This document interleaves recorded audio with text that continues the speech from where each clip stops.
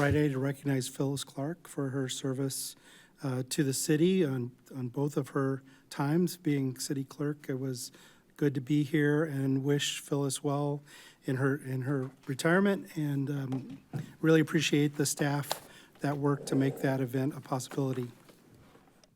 Thank you. Sharice. To kind of dovetail on what James was saying, I will miss Miss Clark so much because we used to have so much fun just chit-chatting.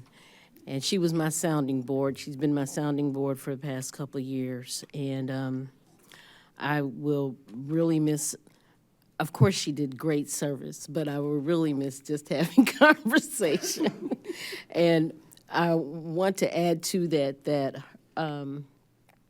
her choosing of Darcy Sandifer as a replacement, I think, has been a very good decision. I have watched Darcy work and grow through for the past couple of years, and I think Darcy will make an excellent replacement for her.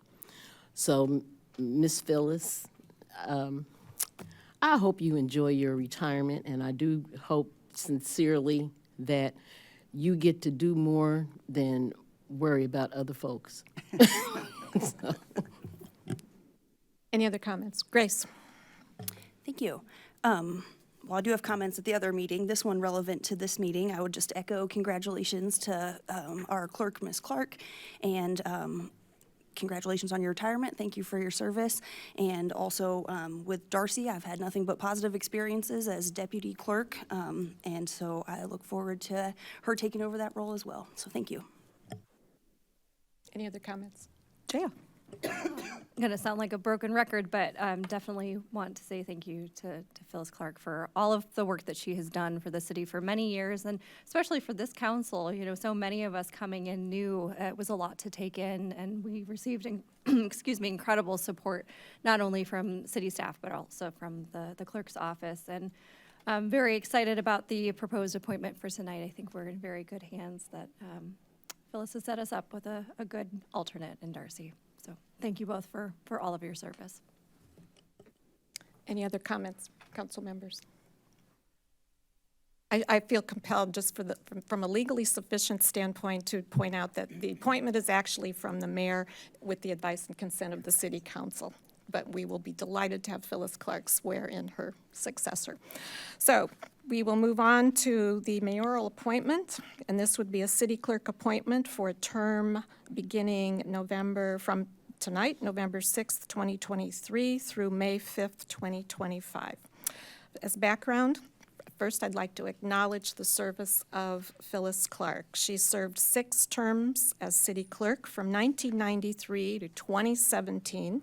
She subsequently was appointed to fill the unexpired term of city clerk Charlie Smythe in May of 2020, and then was elected city clerk in April of 2021. During her career, Phyllis served as a district director for the Central Illinois Municipal Clerks Organization and earned designations as a registered, certified, and master municipal clerk from the International Institute of Municipal Clerks. She served as the first and, to date, the only African-American president of the Municipal Clerks of Illinois, and was appointed by the governor to the Institute Training Committee, where she served in leadership positions to develop training materials for elected and appointed clerks in the state of Illinois.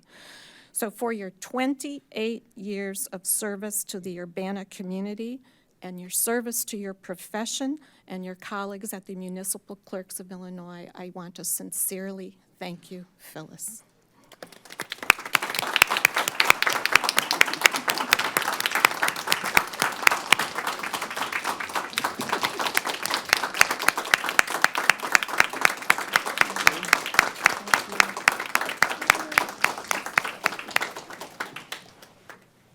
And there's not an elected official in this room who has not been taught by Phyllis Clark.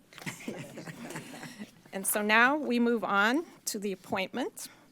I am asking the council to approve the appointment of the current deputy city clerk, Darcy Sandifer, to the position of city clerk for the term ending May 5th, 2025. Darcy E. Sandifer joined the city clerk's office as an administrative assistant in May 2021.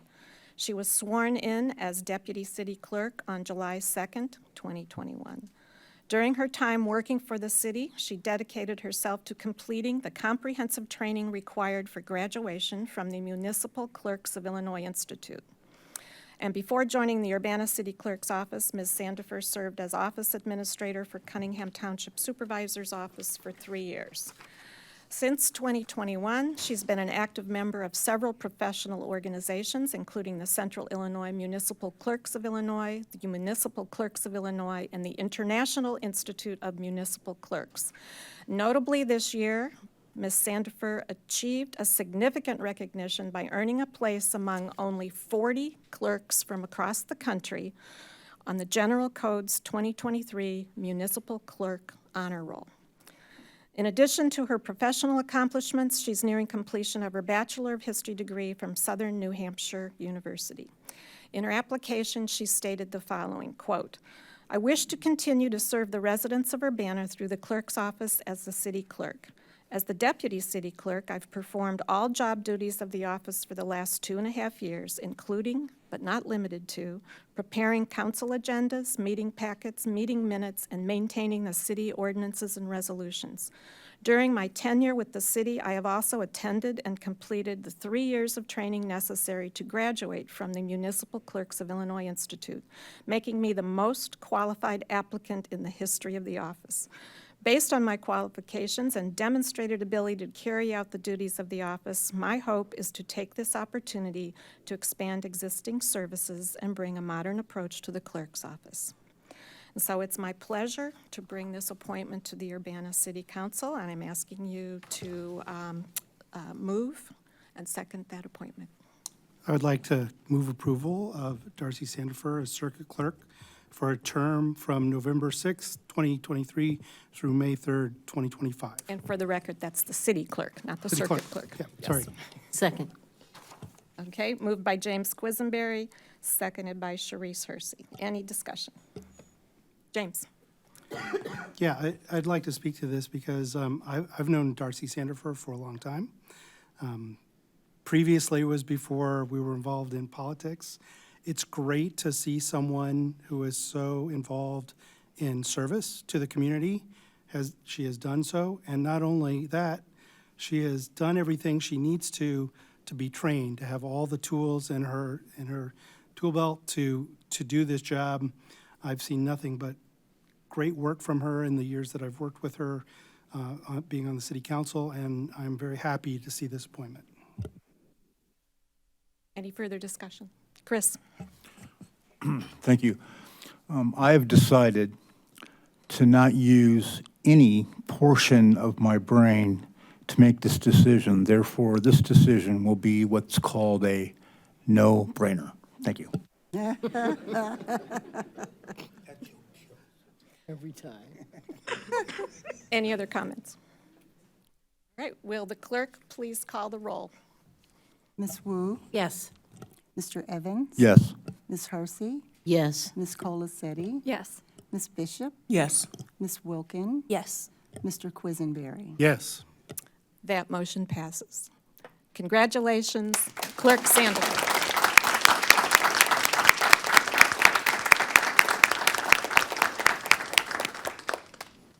And I'll ask former City Clerk Phyllis Clark to administer the, oh, wait, you're It's still. my turn. It's now. your turn, yes. First of all, I'd like to thank everybody for welcoming me back as your city clerk when the need arose again.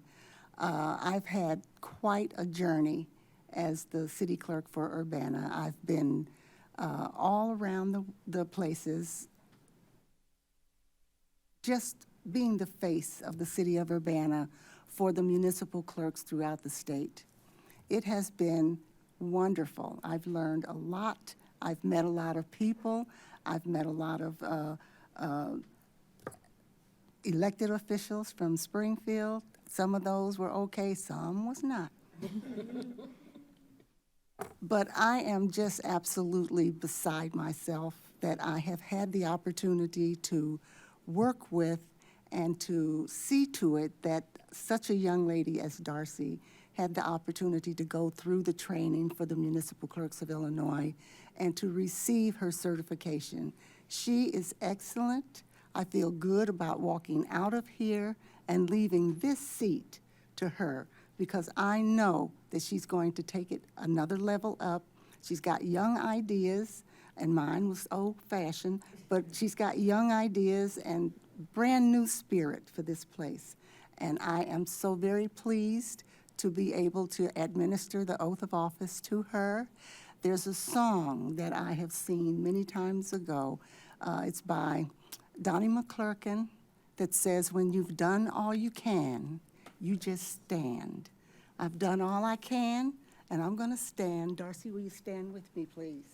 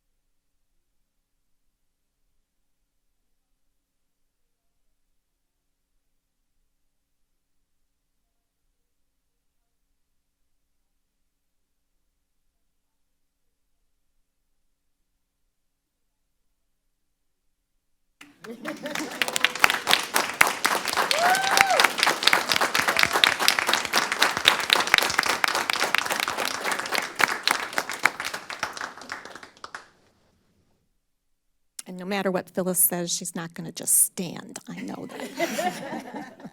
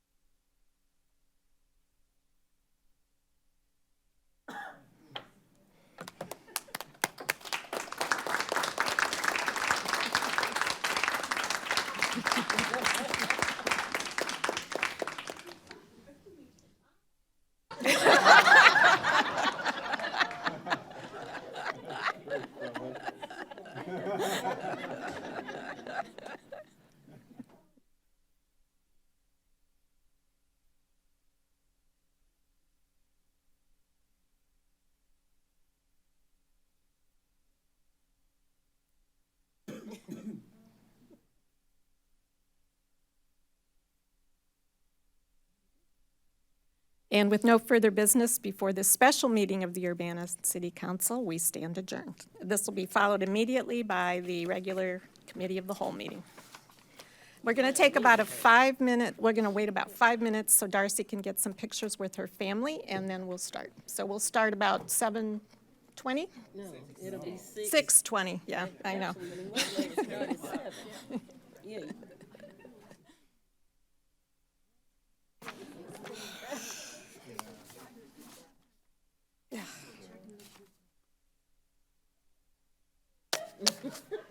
Look wherever you want. We'll work it out later.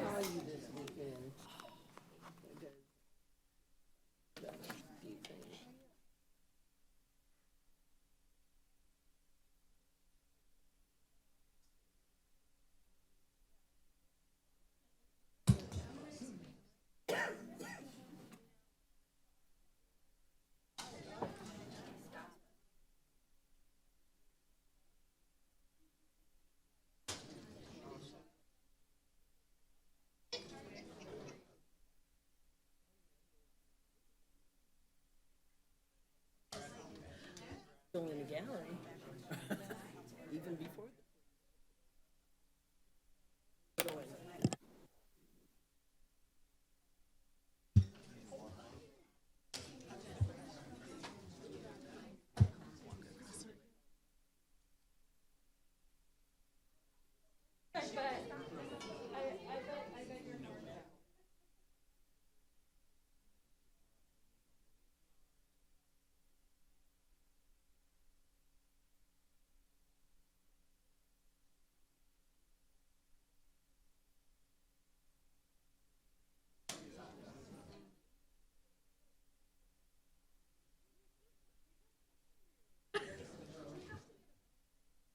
Okay.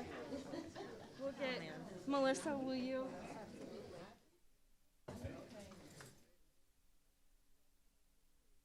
Oh,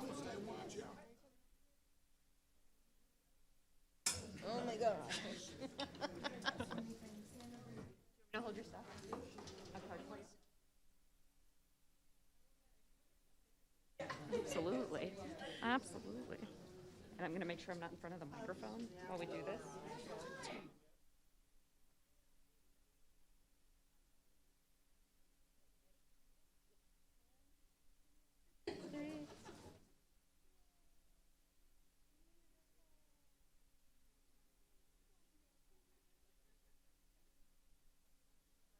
Decided not to take it the other way because of this.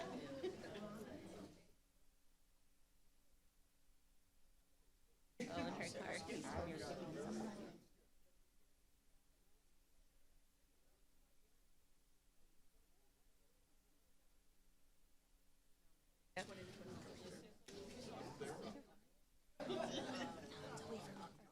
I can absolutely take one.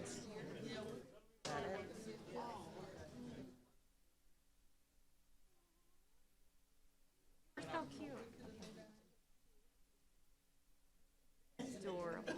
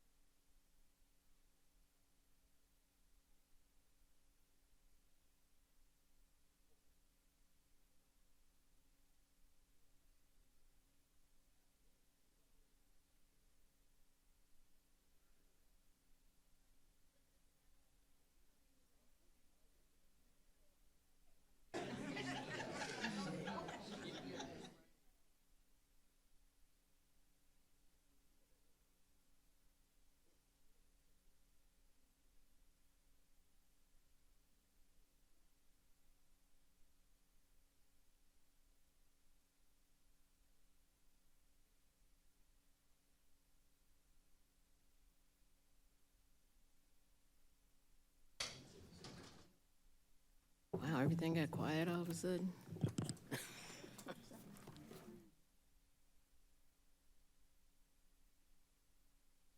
Good evening and welcome to our City of Urbana Committee of the Whole meeting. My name is Sharice Hersey, Ward 3 Alderman, and I'm chairing the COW meeting. Would the clerk please call the roll? Miss Wu. Here. Mr. Evans. Here. Miss Hersey. Here. Miss Colasetti. Here. Miss Bishop. Here. Miss Wilkin. Here. Mr. Quisenberry. Here. Mayor Marlin. Here. Okay, I'd like a motion for the approval of minutes for the previous meetings of July 24th, 2023, August 21st, 2023, and September 5th, 2023. Do I have a motion? So moved. Do I have a second? Second.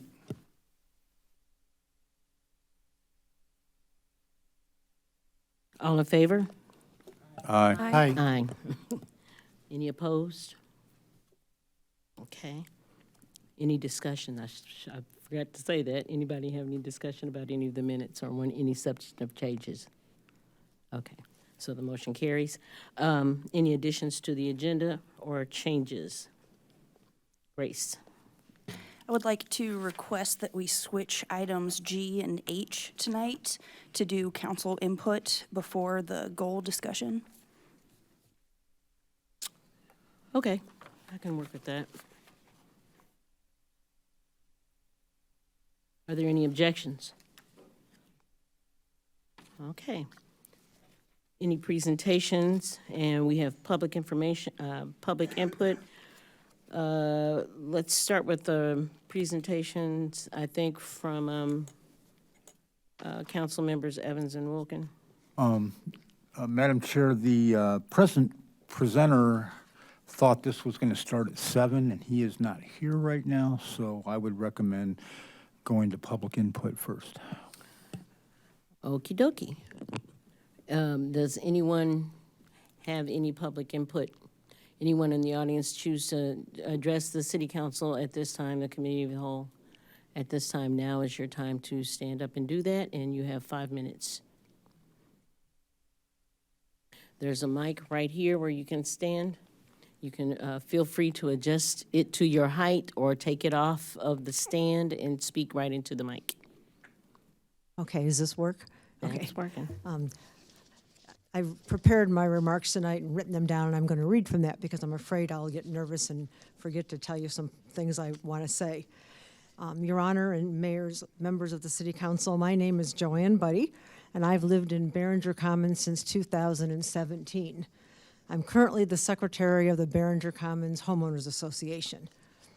Our community is a unique neighborhood. We have 195 homes and condominiums and over 80 vacant lots that are still for sale. This is not a neighborhood of cookie-cutter style homes. Every home is different. We have wide streets, 4 lakes, and a number of walking paths. When I think back to some of the neighborhoods I looked at before I decided to live in Behringer Commons, I'm so happy I decided to live in Behringer Commons because it's a friendly neighborhood where we know each other and we take care of each other. Unfortunately, we find ourselves in a fight with City Hall. On the corner of University Avenue and High Cross Road is Aldi's grocery store. They've been a good neighbor and made lots of concessions before being allowed to build so close to our neighborhood. They reduced their hours, built a privacy wall between them and our condominiums, and planted trees to block the noise and just to improve the beauty of the neighborhood, and just provide a nice barrier. Aldi's, used to own an undeveloped 2.2-acre parcel of land just north of them, and they sold that property to OSF to build a convenient care facility in 2020. And that is where the problem started. In 2020, in order to approve a medical facility at that location, it was necessary to rezone that lot from a B1 neighborhood business to a B3 general business district. As a B3 district, many inappropriate uses are eligible to occupy that space. Some of those businesses include a tavern, an adult entertainment facility, a gaming facility, all of which would be inappropriate for a lot that immediately borders very close to a residential community and less than 20 feet away from some of our condos.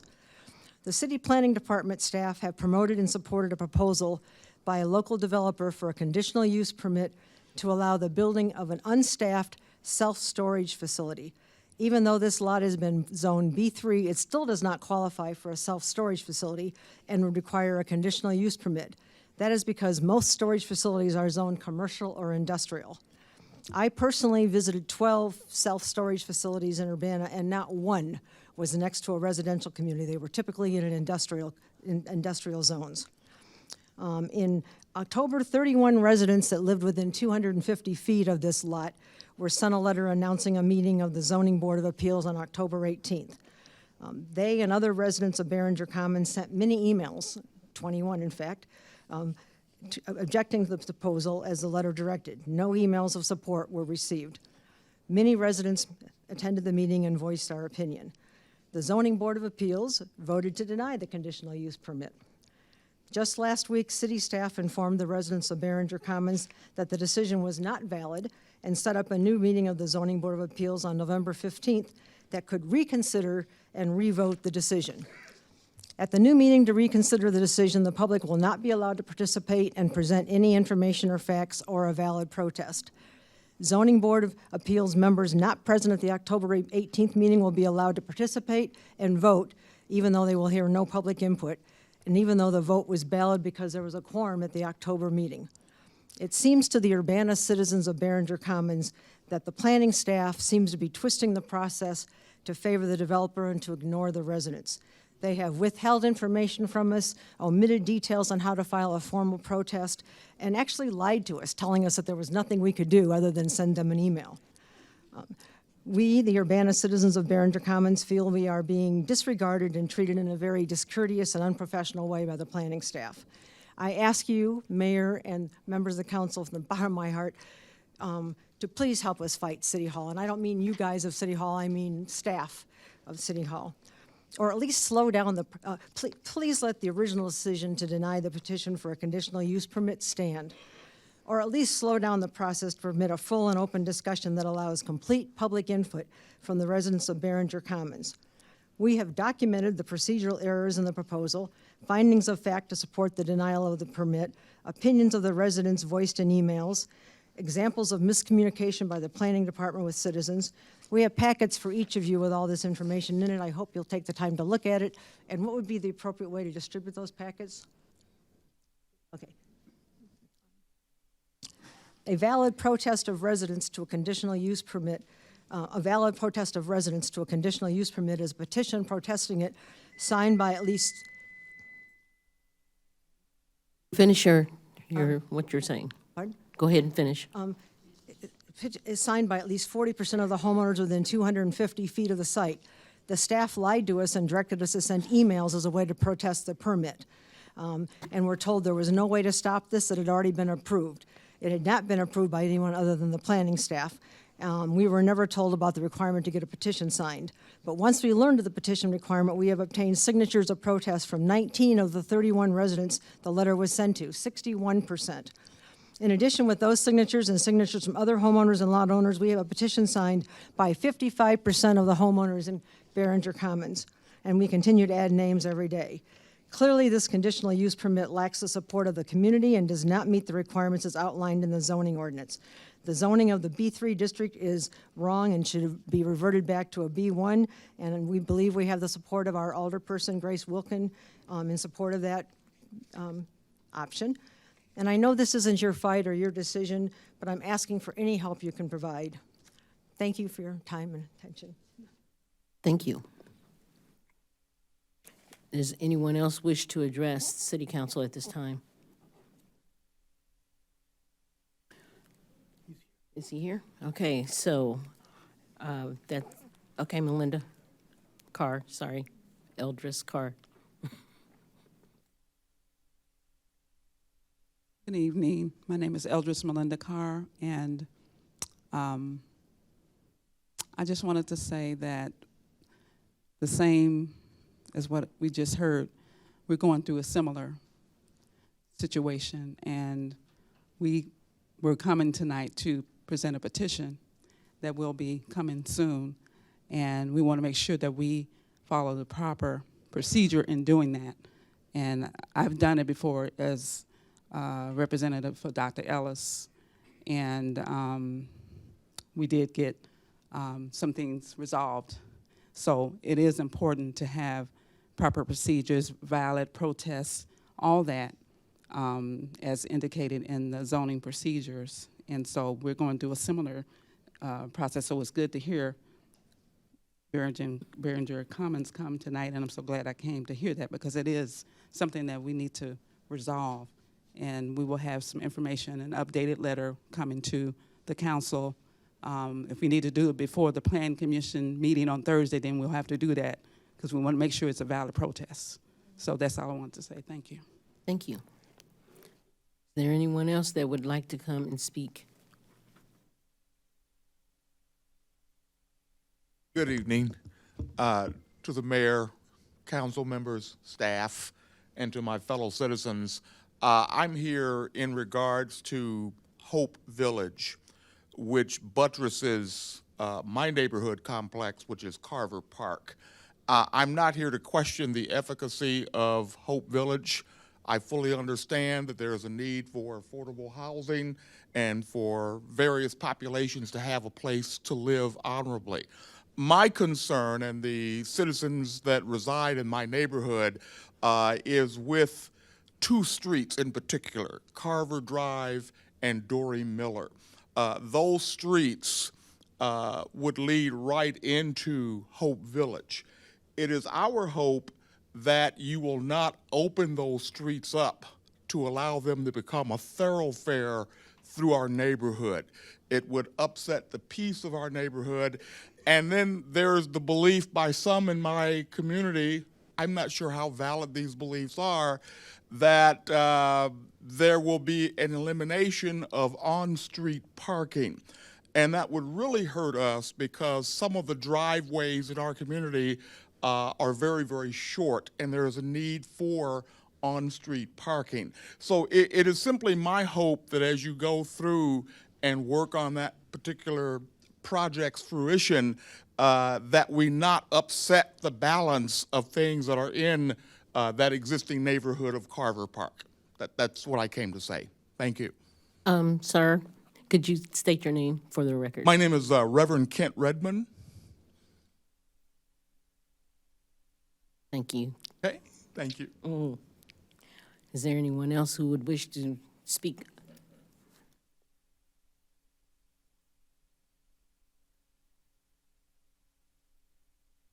Good evening. My name is Marion Harrington, and I reside at 1204 Christmas Drive, which is adjacent to the Carver Park area. And as Dr. Redmond said, we don't want to upset our neighborhood with the entryway being on Carver Drive. What we would like is that project to stick to where they're coming in now, which is Federal Drive. Their address is Federal Drive. Why can't they enter on Federal Drive and not upset our neighborhood? So we would like to see the entryway to Hope Village come in on Federal Drive and not Carver Drive. Thank you. Thank you. Is there anyone else who wishes to address City Council at this time? Okay, so is that the end of public input? Next, we have a presentation regarding reparations for African Americans in Champaign County, CU Reparations Coalition, and Council members Evans and Wilkin. Thank you, Chair. Tonight, the Champaign-Urbana Reparations Coalition, a grassroots group of individuals, church representatives, and other interested parties who would like to investigate and pursue the implementation of reparations for African Americans in Champaign County. Through educational events and opportunities, researching the historical and present issues of racial injustice, and providing financial information and other resources, the Champaign-Urbana Reparations Coalition seeks to distribute reparations to those harmed through institutional racism. Pastor Jeff Trask will be here tonight and is one of the leaders of this effort and hopes to build the coalition and make Champaign County a leader in raising communal awareness of racial injustice issues and ultimately see the reparations owed are given to African Americans who have suffered and continue to suffer from inequities and in all facets of society. Pastor Jeff will share the development and aspirations for the coalition and seek a collaborative effort with the city of Urbana to find creative ways to balance the scales of justice among residents of Urbana. And I might add, Pastor Jeff has hit a softball harder than I've ever seen. Pastor Jeff, you have the floor, sir. Thank you for this opportunity to present to you tonight. Could you pull the mic, turn it on, make sure it's on, and bring it closer to you? Okay, can you hear me? Yeah. Okay. Thank you again, Chris, and for the council for meeting with the mayor.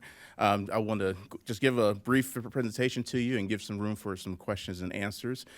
Just a little bit about me real briefly. I'm an Urbana resident, have been a homeowner here since 2002, lived in Champaign-Urbana since 1993. Wear lots of different hats. As Chris mentioned, I'm a pastor, also professor, administrator for Christian Health Center, and currently I'm in my role presenting as a leader for the Champaign-Urbana Coalition's Reparations Coalition, as Chris mentioned. Who are we? We're basically a group of individuals, churches, organizations, anybody and everybody who might be interested in the idea of looking into reparations for African Americans in Champaign County. The group is a kind of a outcrop of New Covenant Fellowship that started an internal reparations committee in its church, and from there we kind of expanded that to include a community coalition. We've just been meeting since May of 2003, so we're still pretty young and new, but we are meeting on a regular basis, and we're exploring ideas and ways that we can try to explore reparations in our area. The why, I'll mention briefly, there's lots of reasons why this is important, why we should do this. Of course, we got centuries of enslavement and discrimination, prejudice, inequities, disparities, and racism. Lost opportunities in land acquisition, home ownership, employment, education, fair representation, and even sports. And then, of course, we got slavery, Jim Crow, mass incarceration, healthcare, and disparities in the wealth gap, among many, many other things. Some people may say, well, why does this matter to us now? Slavery and those kind of things happened in the past. There's actually lots of different ways that the treatment of African Americans over the centuries have created disparities, but also has created benefits for our country as a whole. I'll give one quick example. In the United States, we became a nation in 1776, was a brand new country, but very quickly it raised itself into the economic scale across the world. And by 1860, it became the second largest economy in the world, only second to England. Why did that happen? Well, the United States had a cornerstone on the cotton industry because they can produce and deliver it at a cheaper price than anyone else in the world. It's almost as if one country had most of the oil in the world at the time. By 1860, over half of the U.S. imports came from cotton. 53% of the money that the United States was receiving came from cotton industry. That was the beginning of the financial portfolio that the United States has that makes us the wealthiest nation in the world. Sometimes we don't understand, like, well, how did we ever become the wealthiest nation in the world? Well, that is a major reason. And it's not just this kind of global thing when it comes to reparations. There's things here in Champaign County. Habitat for Humanity Director Chad gave us this presentation at our church about some of the issues that happen in Champaign County directly. I won't read them all, but there's examples of covenants that were created in Champaign County to specifically not allow anyone but Caucasians to have home ownership in the area. This affected 774 different parcels of land. 587 of those were in the Champaign-Urbana area. I'll just read a little bit of the language here. No part thereof will be sold or leased, either in whole or in part, to or permitted to be occupied as owner or tenant by any person or persons not of the Caucasian race. There's other statistics locally that reinforce this particular issue. In 1951, there was 70 public housing units built for whites and 70 units built for blacks. However, 21% of the money to build those units went towards the black units, and the other 79% went towards the white units.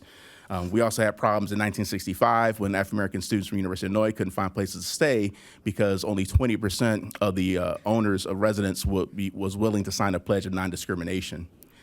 I left a map in your packet as well, and what that map shows are the different current places where different African Americans live. The red represents African Americans in Champaign-Urbana. You can see the other racial groups, but you can see there's very strong concentrations of African Americans in the Champaign-Urbana area, and that is a result of some of that discrimination I just mentioned. So our group, we've kind of come to a method in terms of how we want to try to encourage the idea of reparations. The first thing is education. Once you just even learn a little bit about what has happened and what currently still happens in our country when it comes to this issue, you realize that it goes to a saying I always say that it's not the most you can do is the least you can do. So education is a huge part of that. The second part is acknowledgement. And what we mean by that is there's lots of good causes, there's lots of good programs, there's lots of good things to give money to and dedicate resources towards. However, we want to make sure that we are particularly acknowledging the injustice and the different things that have happened to African Americans over time and currently, and really call that out to acknowledge that we are doing this effort because of these past harms, the harms that I mentioned earlier, and more. And then the third piece of this is actual reparations. Without some actual action, then it just becomes words. And so for us, all three of these things are critical. You have to have the education, the acknowledgement, and the actual reparations. So if I get to the ask of the council here, there's a couple of different things. Lots of towns and communities have established commissions to study the history of their areas about discrimination, other racial injustice practices over the years. Another thing you can do is support the educational efforts of our coalition. We actually have Robin Rue Simmons come into New Covenant Fellowship Thursday, November 16th of this month. She is the former alderwoman in Evanston, Illinois, who led the efforts to get reparations done in that area. So I would encourage all of you to be able to attend that if you can.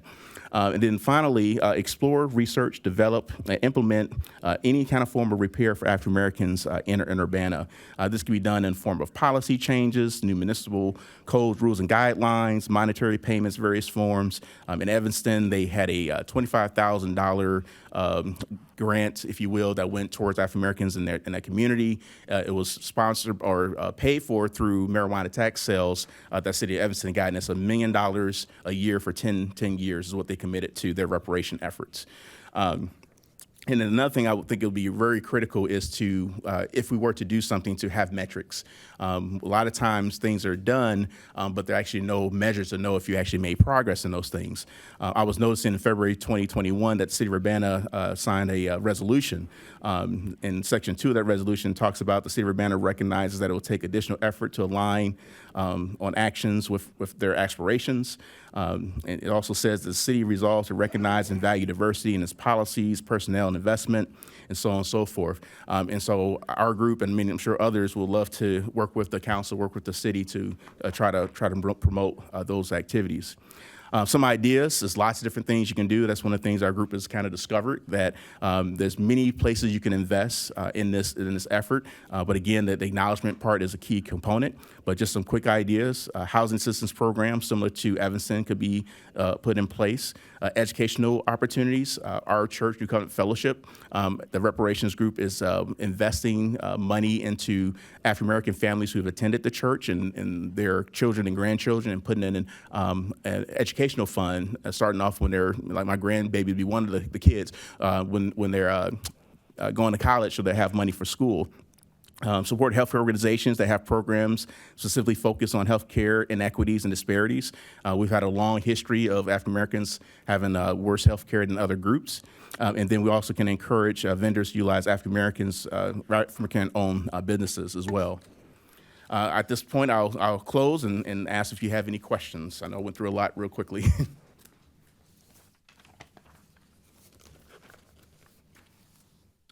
Chandra, look, yeah. Could you repeat the November 16th information again? Yes, it's November 16th. The event starts at 7 p.m. located at New Covenant Fellowship, 124 West White Street in Champaign. Thank you. And the main speaker is Robin Rue Simmons for that.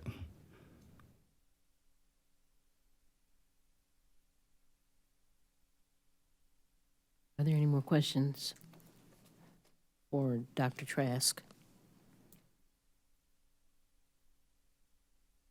Grace.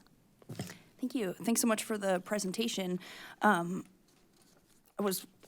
sounds like, but I just asked to clarify that your organization might be interested in being involved in kind of thinking about implementing any of the ideas that you're recommending.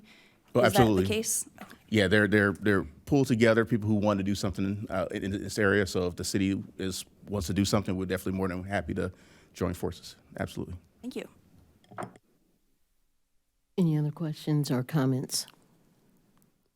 I would just like to make a comment because I was the author of the of the resolution that okay. you're talking about, but also and although you said the lady from Evanston is going to be coming here, because I used hers as a template, actually.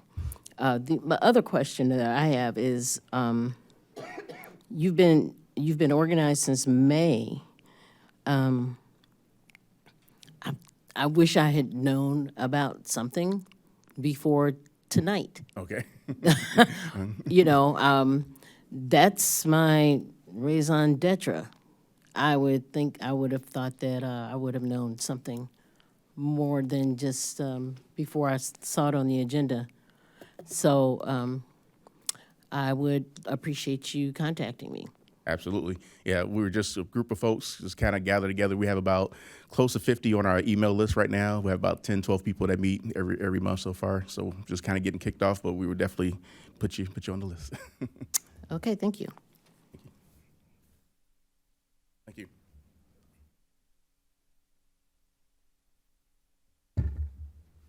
Okay, moving on. Staff reports. Any staff reports tonight? We do have a staff report Yes, I know we do from have. the police department. Yes, our new Chief Boone presentation and our crime update.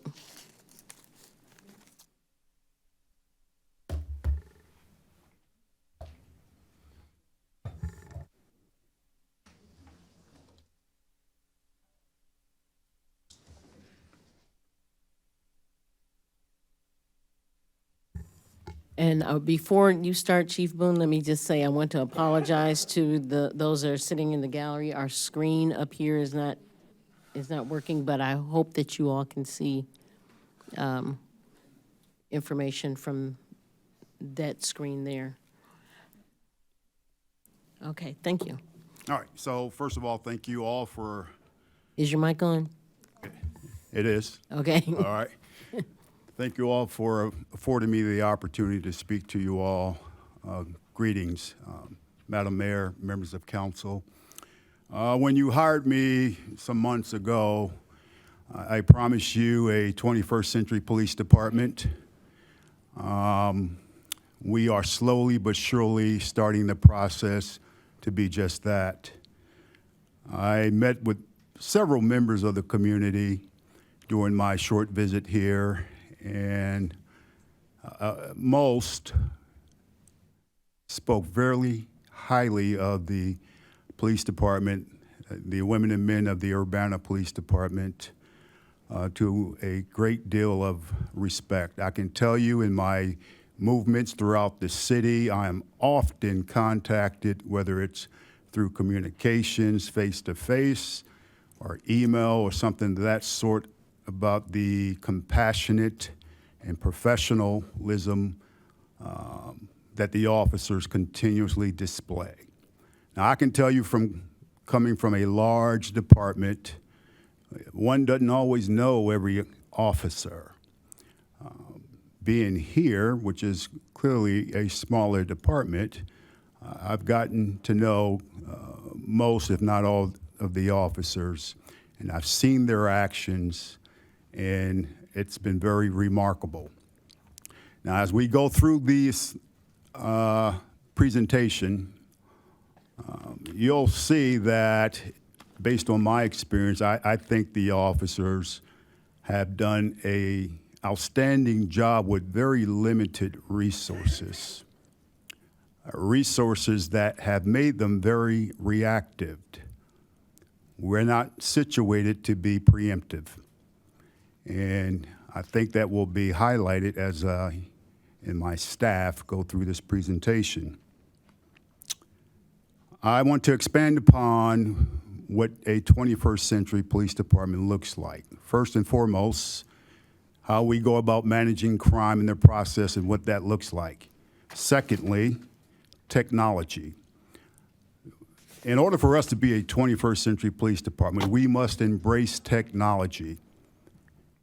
It's required in certain locations throughout this city, which will be backed up through data. I'm going to show you data that's going to challenge you to take a position. In addition to that, we have work to do. Now, I spoke very highly of these officers, but conversely, there is a segment of the community here in Urbana that didn't feel the same way. Let me speak with big teeth. There are some, underscore some members, the African American community doesn't feel the same way, which is why we're going to take a very, very robust and intentional position in being very forward-facing through community outreach. Now, my leadership theory rests upon elevating the bench. I would like to come before you quarterly, and each time I come before you, there will be someone of my staff presenting with me, because it's important that I shape them to be where I am today. So to my left is Deputy Chief Searles, who had done a fantastic job in getting me ready, understanding the culture of the Urbana Police Department as well as the city. There's always a concern when you come from the outside that your number two will hide stuff from you. He hadn't done that. He hadn't done that at all. He's been very, very amenable to me. To my right is Melissa Herdren. She is our crime analyst.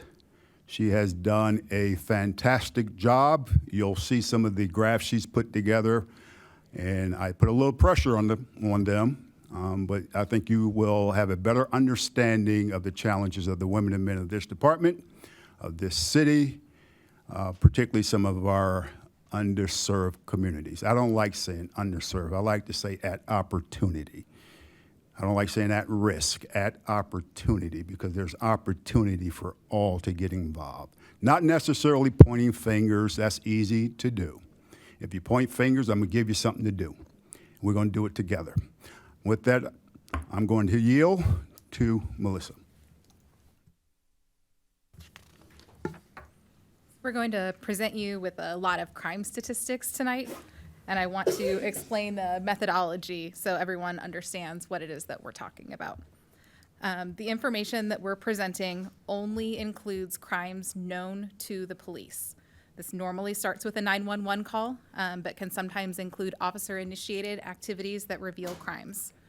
When a crime is substantiated, it is recorded on a police report and entered into our records management system. There are over 900 different incident codes that an officer can enter when they're authoring a police report. These will include things like violations of the Illinois compiled statutes, the Illinois Vehicle Code, and Urbana City Ordinance violations. The police report is completed by an officer, reviewed by a sergeant, and then reviewed by a police services representative, where it's then flooded into our records management system. It's finally reviewed as part of the case management process by the Criminal Investigations Division. I then query the data, and that's what I'm presenting here in the aggregate form.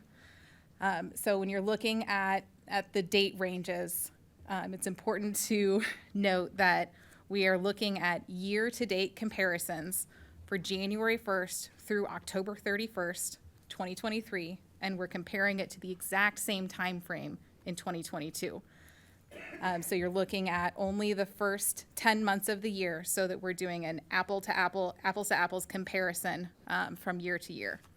I will say that later in the presentation, when we're looking at shootings, we're doing everything from 2021 all the way up through Halloween 2023 for a full picture of the shootings. But when we're doing the year-to-year comparison for the individual crimes, we're looking at strictly year-to-date, first 10 months of the year, 21, 22, 23. Could you pull your mic closer? Sure. Thank you. So for the purposes of this presentation, we're looking at specific crimes. We're looking at what's known as the Part 1 offenses defined by the FBI under the Uniform Crime Reporting Program, with just a few caveats. So I'm going to go line by line and just kind of outline what it is that we're talking about with each of these types of crime. So homicide is the willful killing of one person by another. And we'll note that in this year, there was one of the 3 homicides was a justifiable homicide, but it's included here nonetheless. Rape is defined as a sexual assault involving non-consensual penetration. Now, these numbers might appear lower than what we've previously reported because I recently received guidance from reporting rape from the Illinois State Police. Because both Carl Emergency Room and OSF emergency rooms are located within our jurisdiction, anytime a sexual assault kit is collected or a sexual assault is reported to a mandated reporter and the victim is remaining anonymous, Urbana Police will respond and take the report. In these cases where the victim is remaining anonymous and no information is provided on the location of the assault, if UPD can't substantiate that the crime occurred in Urbana, these reports will not be listed in our official numbers. Nothing will change procedurally, but our rape numbers will now be reflective of crimes that have occurred in Urbana. The next violent crime is robbery, where someone takes or attempts to take something from someone else by force or threat of force. And finally, under violent crime is assault and battery. And this is the attack or threatened attack by one person upon another. These can include aggravated assault and battery, which is the purpose of inflicting severe bodily harm or injury, which is usually accompanied by a weapon. There's simple assault and battery, where no weapon was used or threatened and no serious injury resulted. And stalking and intimidation are also included in this category. Now, on the weekly crime statistics that you see here, I break the assault and battery into three broad categories. There's domestic, there's non-fatal shootings, and non-domestic non-shootings.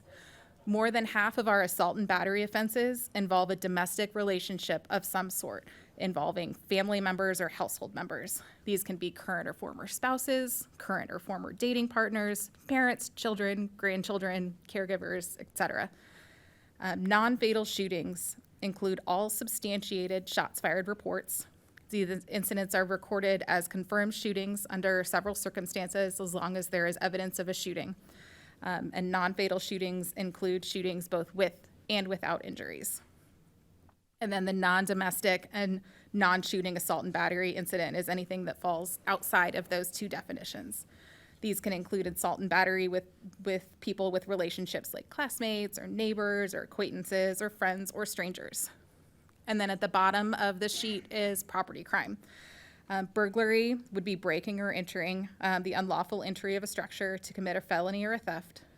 And theft is the unlawful taking of property from the possession or constructive possession of another. These typically include things like retail theft, thefts of bicycles, theft from motor vehicle. It's generally just taking something that doesn't belong to you without force. Motor vehicle theft is the theft or attempted theft of motor vehicle, and then arson is the willful or malicious burning or attempted to burn the personal property of another. This is now standardized information that we're talking about every week in our crime data meetings with command staff, and you'll hear more about this later from Deputy Chief Searles. So as you may or may not be aware, we transitioned records management systems in February of this past year, which involved a significant modification to how I do my job. And I think I'll catch all of you with the ages here. This is essentially going from Windows 98 to Windows 11. The data that was migrated from our old system into the new system required quite a bit of cleaning and standardization so that when I was running the queries, they were pulling comparable information. It was a monumental lift involving a lot of helpers, but I'm satisfied now with the data quality of the legacy data, at least for the past few years. The query system is also significantly different. It's not nearly as customizable as the system that we had, but Tyler is the records management system. They've been open to making some improvements. So when Chief Boone was announced as our new chief of police, I reached out to his previous department at Norfolk, Virginia. They have an excellent crime analysis unit, and they've been incredibly helpful in providing examples of their analysis products. I also visited a few analysts in area departments and the Chicago Police Department Strategic Initiatives Division to observe their processes and bring some best practices back home to Urbana. And after several iterations of the weekly crime data meeting, what you're looking at here on the screen is a big picture overview of where we are as a department with serious crime, both with long-term trends and with potential short-term patterns. And we recently posted a position for a criminal intelligence analyst that will work side by side with me and work with the Criminal Investigations Division to analyze criminal activity trends and patterns. And more information will be forthcoming on this position and how we'll utilize them in the overall crime management process. Thank you. Okay, so what you're looking at is a year-to-date Part 1 violent crime. In the upper right-hand corner, kind of breaks down what's going on in that map. So year-to-date, we have 3 homicides. Historically, Urbana homicides are driven by gang-related or gang-involved at 33%. Domestic related at 26%. And I want you to really focus in on our domestic violent crime. And I'll speak to that later. It's quite alarming, but we'll get to that. Thirdly, robbery at 20%. Fist fight to gun, 13%, and accidental, 6%. So that's kind of what the narrative is as it relates to homicides, how they start, how they occur, as well as shootings. Year to date, we have 8 shootings with injuries. And again, those are driven by the same premises as I just stated with respect to homicide. Year to date, we have 29 shootings without injury. Don't minimize that, okay? Someone pulled the trigger, someone had intentions, and if some of these folks could shoot, we would have some serious problems. We have non-rapes.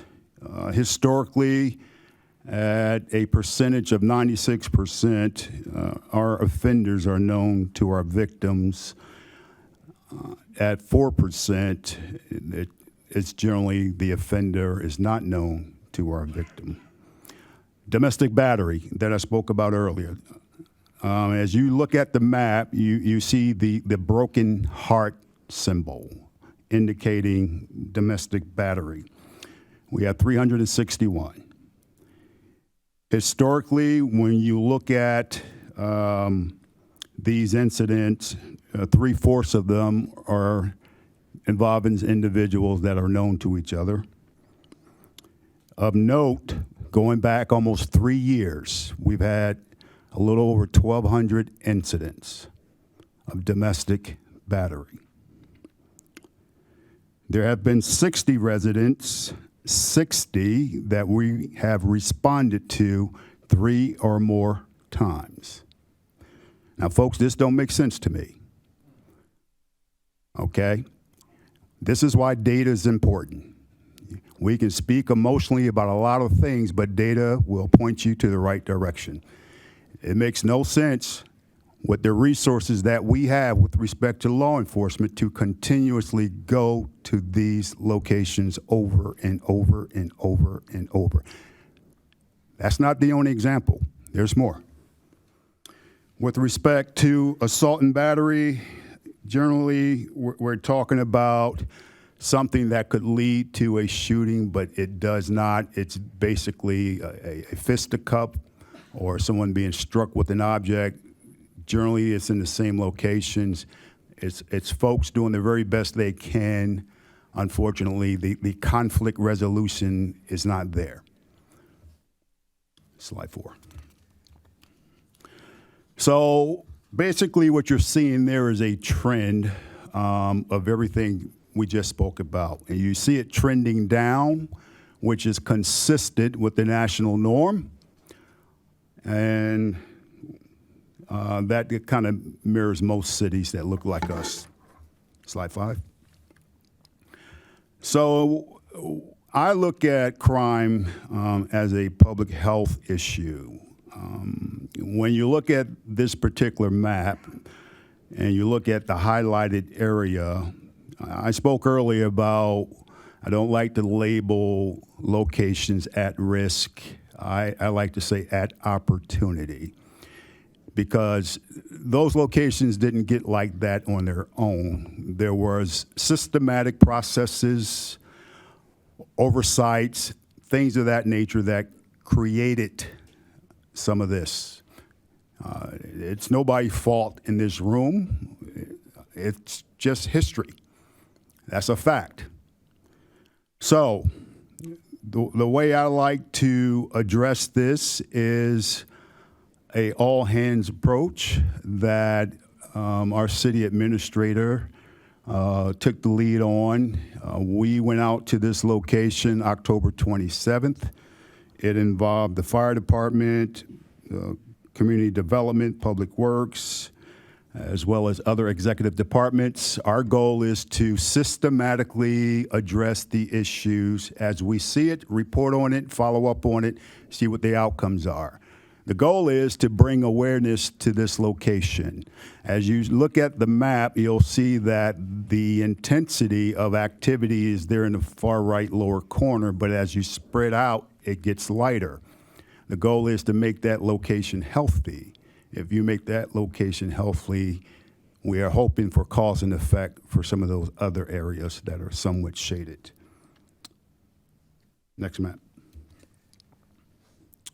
And this is merely information regarding the highlighted location that you just saw. There's been 113 police report Part 1 violent crimes. As I stated earlier, a large portion of those are domestic battery. Again, folks that are under some challenging situations, trying to do the very best that they can. There's been 7 shootings in that location, 1 fatal, 6 non-fatal, some with injury, some without. When I first came here, of course, I don't know the area that well, and there had been a shooting in that area, and I asked Deputy Chief Searles to take me to that location because I had an idea what it would look like based on my experience in Norfolk, and it looked exactly like I thought it would look. High weeds, litter, drug paraphernalia, people roaming around without any hope. So the goal is to make their living environment safe. The goal is to improve their quality of life. And the goal is, if that's effective, it would only help the city. Next slide, please.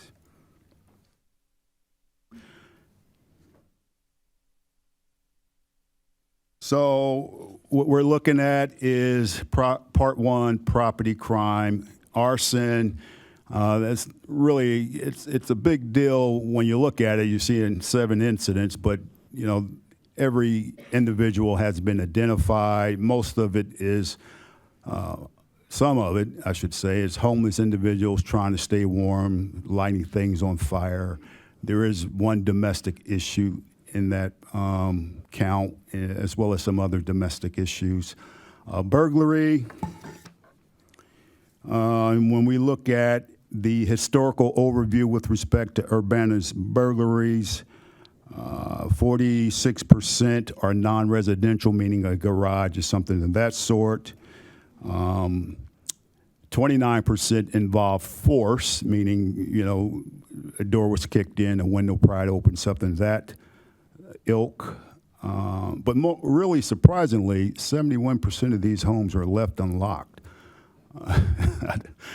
71% of these homes are left unlocked. So again, this is a historical overview of the last 3 years, and that's kind of what my staff and I are going through, trying to identify what's the narrative of each crime and what's driving it. This is how you go about surgically addressing crime issues. Motor vehicle theft, again, folks are leaving their vehicles unlocked, vehicles running with keys in the car, things of that nature. We're trying to educate folks once we identify certain pockets where that is happening. There's a technique I learned back east. In fact, a lot of techniques I learned back east we're going to be employing here. And lastly, theft. This is huge. It accounts for 30% theft from a person, I should say, accounts for 31% of our theft in Urbana. Retail theft is about a quarter of our incidents, and burglary theft from a vehicle is about 15%. Next. So that's just capturing what I just reported on. Again, it's following the national trends you'll see in 2021. You know, during the pandemic, people were home. Therefore, burglaries were less. So there's nothing unusual about that. Again, that's in line with national trends. Next. Shootings. These are shootings, as Melissa stated earlier, from 2021 to October 31 of this year. There's been 142 shootings. Shootings with injuries, there's been 33. Homicides, there have been 14. I spoke about earlier about what drives violent crime, particularly gun violence in this city. And when it comes to how do you address that? How do you address that? One, whatever actions you take, it has to be legal within the Constitution. Two, it has to be ethical. Do we have a moral obligation to address it? I think you would say yes. And number three, is it democratic? Meaning, whatever approach we take, do we involve and include the community? I know there's a lot of conversation surrounding police deployment, LPRs, things of that nature. But as a police chief with some experience, when I look at that, something has to be done. Okay? So again, is it legal? Is it ethical? Do we have a responsibility to address that? I say we do. I say there are things out there that could afford us to address that effectively. You know, I'm a religious person, but thoughts and prayers won't fix this. We need action. When I think of most cities that have this type of map, they have resources that they are able to deploy to address it. We, quite frankly, we do not. We don't have the manpower nor the resources. So we have to make a decision as an organization, as a city, as a community, what's best for these folks. And these folks primarily are African Americans. Next. So when you look at 2021, we had 10 homicides, shootings with injuries, we had 18, shots fired with no one hit, we had 87. All those are important, whether anyone was hit or not, because as I said earlier, if these guys could shoot, it would be a lot worse. When you look at the clearance rate for 2021, our clearance rate was abysmal. No fault of the officers. They just did not have the proper staffing to effectively address it in a timely manner. That's the truth. That's the issues. That's the issue with any type of crime when you don't have the proper staffing to address it. You just get eaten by the data, and that's what happened there. So the national crime clearance rate is 60%. This particular year, they're in the 20%. We owe it to those victims and their family to do everything that we can to ensure that we bring justice to those who pull that trigger. All right, 2022, we had 3 homicides, 6 with injury, and again, the same things that I said earlier about shots fired, no one hit, 35. Same thing I said, folks, about 2021, except the incidents were smaller, therefore our clearance rate was higher. We do well when things are small. You got some very hard-working detectives that do the very best that they can. Folks, I'm going to say this, and I say this with all honesty. They have made this department work from a 1990 format. They've made it work. I'm not pointing fingers. I'm just stating the obvious based on my experience. I'm going to say this again. these officers, I'm going to support them when they adhere to training and policy. I don't care how bad it looks. If they adhere to training and policy, I'm going to support them. But conversely, I'm going to hold them accountable when it looks bad and they did not adhere to training and policy. And my record reflects that. Next. So when we're talking about gun homicide victims for the last 2.5, 3 years, the race, we have 15 individuals, African American. The sex, we had 13 individuals that were male, 2 female, 3 17 years and under, 4 18 to 24 years of age, 5 25 to 39 years of age, and 3 40 and over. And what you'll see is the victim as well as the offender, they tend to be in the same age bracket. Next. We're looking at gun homicide known offenders, same year span. We had 11 African Americans. We had 11 that were male African Americans. And again, with respect to the age range, it tends to mirror whether or not the individual was a victim or a suspect. Next. So we're talking about demographics of shootings with injuries. We have 38 that were African American, and 2 that were Hispanic, and another 2 that were non-white. With respect to gender, 33 are male and 8 are female. And again, it sounded like a broken record here, but generally the victim and the offender, the age of the 2 in terms of the victim and who pulled the trigger, generally between 1 and 2 age years at the same age. Next. And lastly, shooting with injuries known offenders, 11 were black, 1 was white, and with respect to gender, 11 were male, 1 female. Now, folks, these graphs looks like Norfolk's graph. Same demographics, same challenges from challenging communities, whether it's Detroit, Chicago, it looks the same. You know, I can go back 10 years and it's going to look the same. I can go back 20 years and it's going to look the same. What does that say about us as a community? You know, we can pontificate and grandstand, but I'm all about the business.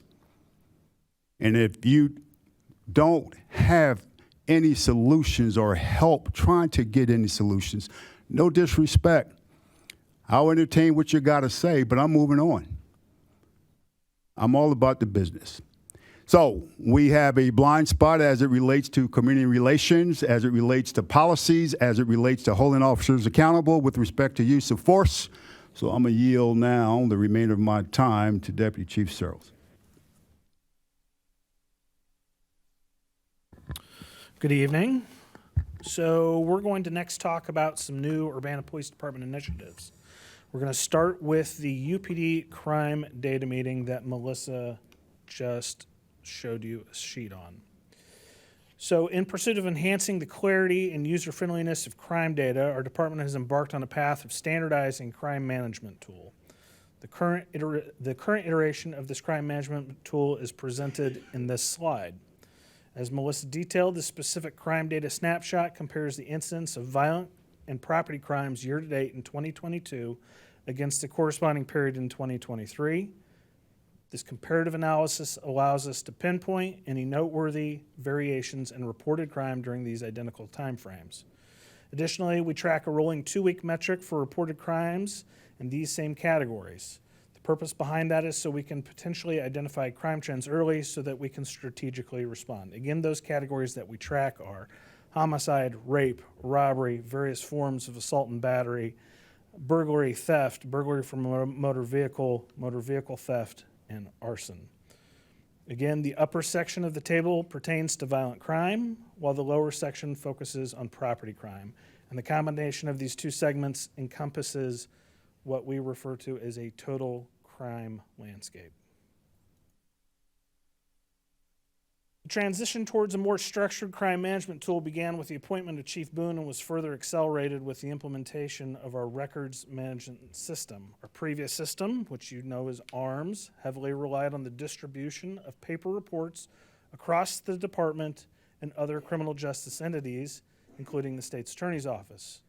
The introduction of our new record management system, Tyler RMS, represents a complete shift towards a digital-only ecosystem where reports are authored, reviewed, and disseminated electronically. This transformative shift necessitated a shift from the prior ad hoc review process of paper reports to a more systematic and standardized methodology. The strategic shift empowers us to analyze the information within police reports more consistently, ultimately uncovering patterns and insights in a more structured manner. So what does this look like? What is the workflow? Our new crime management tool is underpinned by a well-defined workflow. It commences with our crime analyst.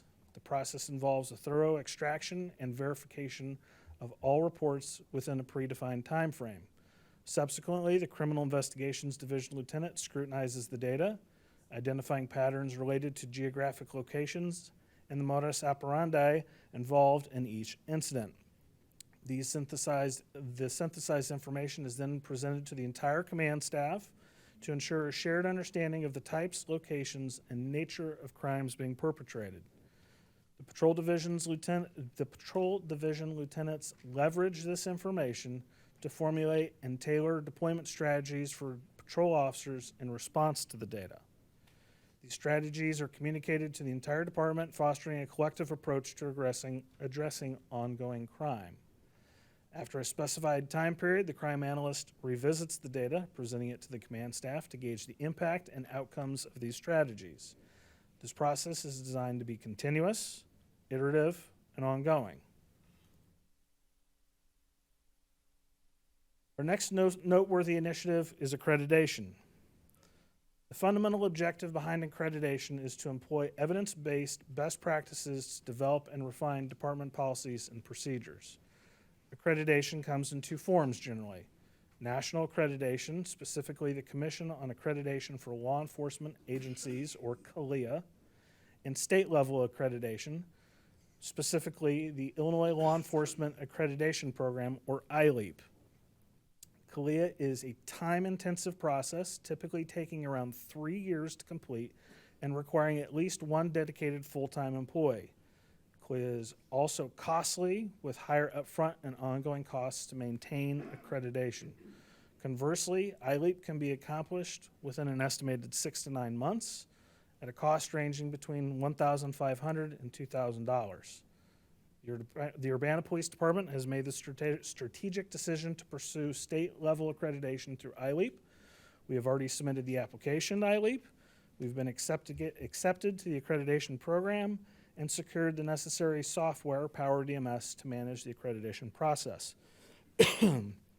Our goal is to initiate the accreditation preparation process within the next month, following a consultation meeting with an accreditation specialist from Power DMS. Our next initiative is centered around the collection of data related to use of force incidents. As previously discussed, the old methodology for collecting use of force data relied on paper reports and manual data collection, which proved to be time-consuming and introduced the potential for human error. Our new approach employs a standardized form, mandatory questions, and categorization of use of force incidents to ensure consistent data recording. The standardization process incorporates a well-defined workflow, starting with the officer involved in the use of force incident completing the standardized department-approved form. The form then progresses through multiple successive levels of supervision, ensuring compliance with policies and procedures. Any incident not in alignment with policy or best practice is referred to the Use of Force Committee and ultimately the Chief of Police for further review. The adoption of standardized forms guarantees a clear record of who reviewed each incident, when, and determinations they have each made. Our next initiative is a concerted effort regarding strategic planning. While strategic planning has been practiced in the past, the new approach will align more closely with 21st century policing model. The 6 pillars of the President's Task Force in 21st Century Policing, ranging from building trust and legitimacy to officer wellness and safety, will be used as a framework for tracking department initiatives. However, this strategic planning process will also incorporate insights from other programs and philosophies, such as the NAACP 10 Shared Principles and the Active Bystandership for Law Enforcement Program, or ABLE. This comprehensive approach will guide our initiatives to better align with the evolving needs of our community.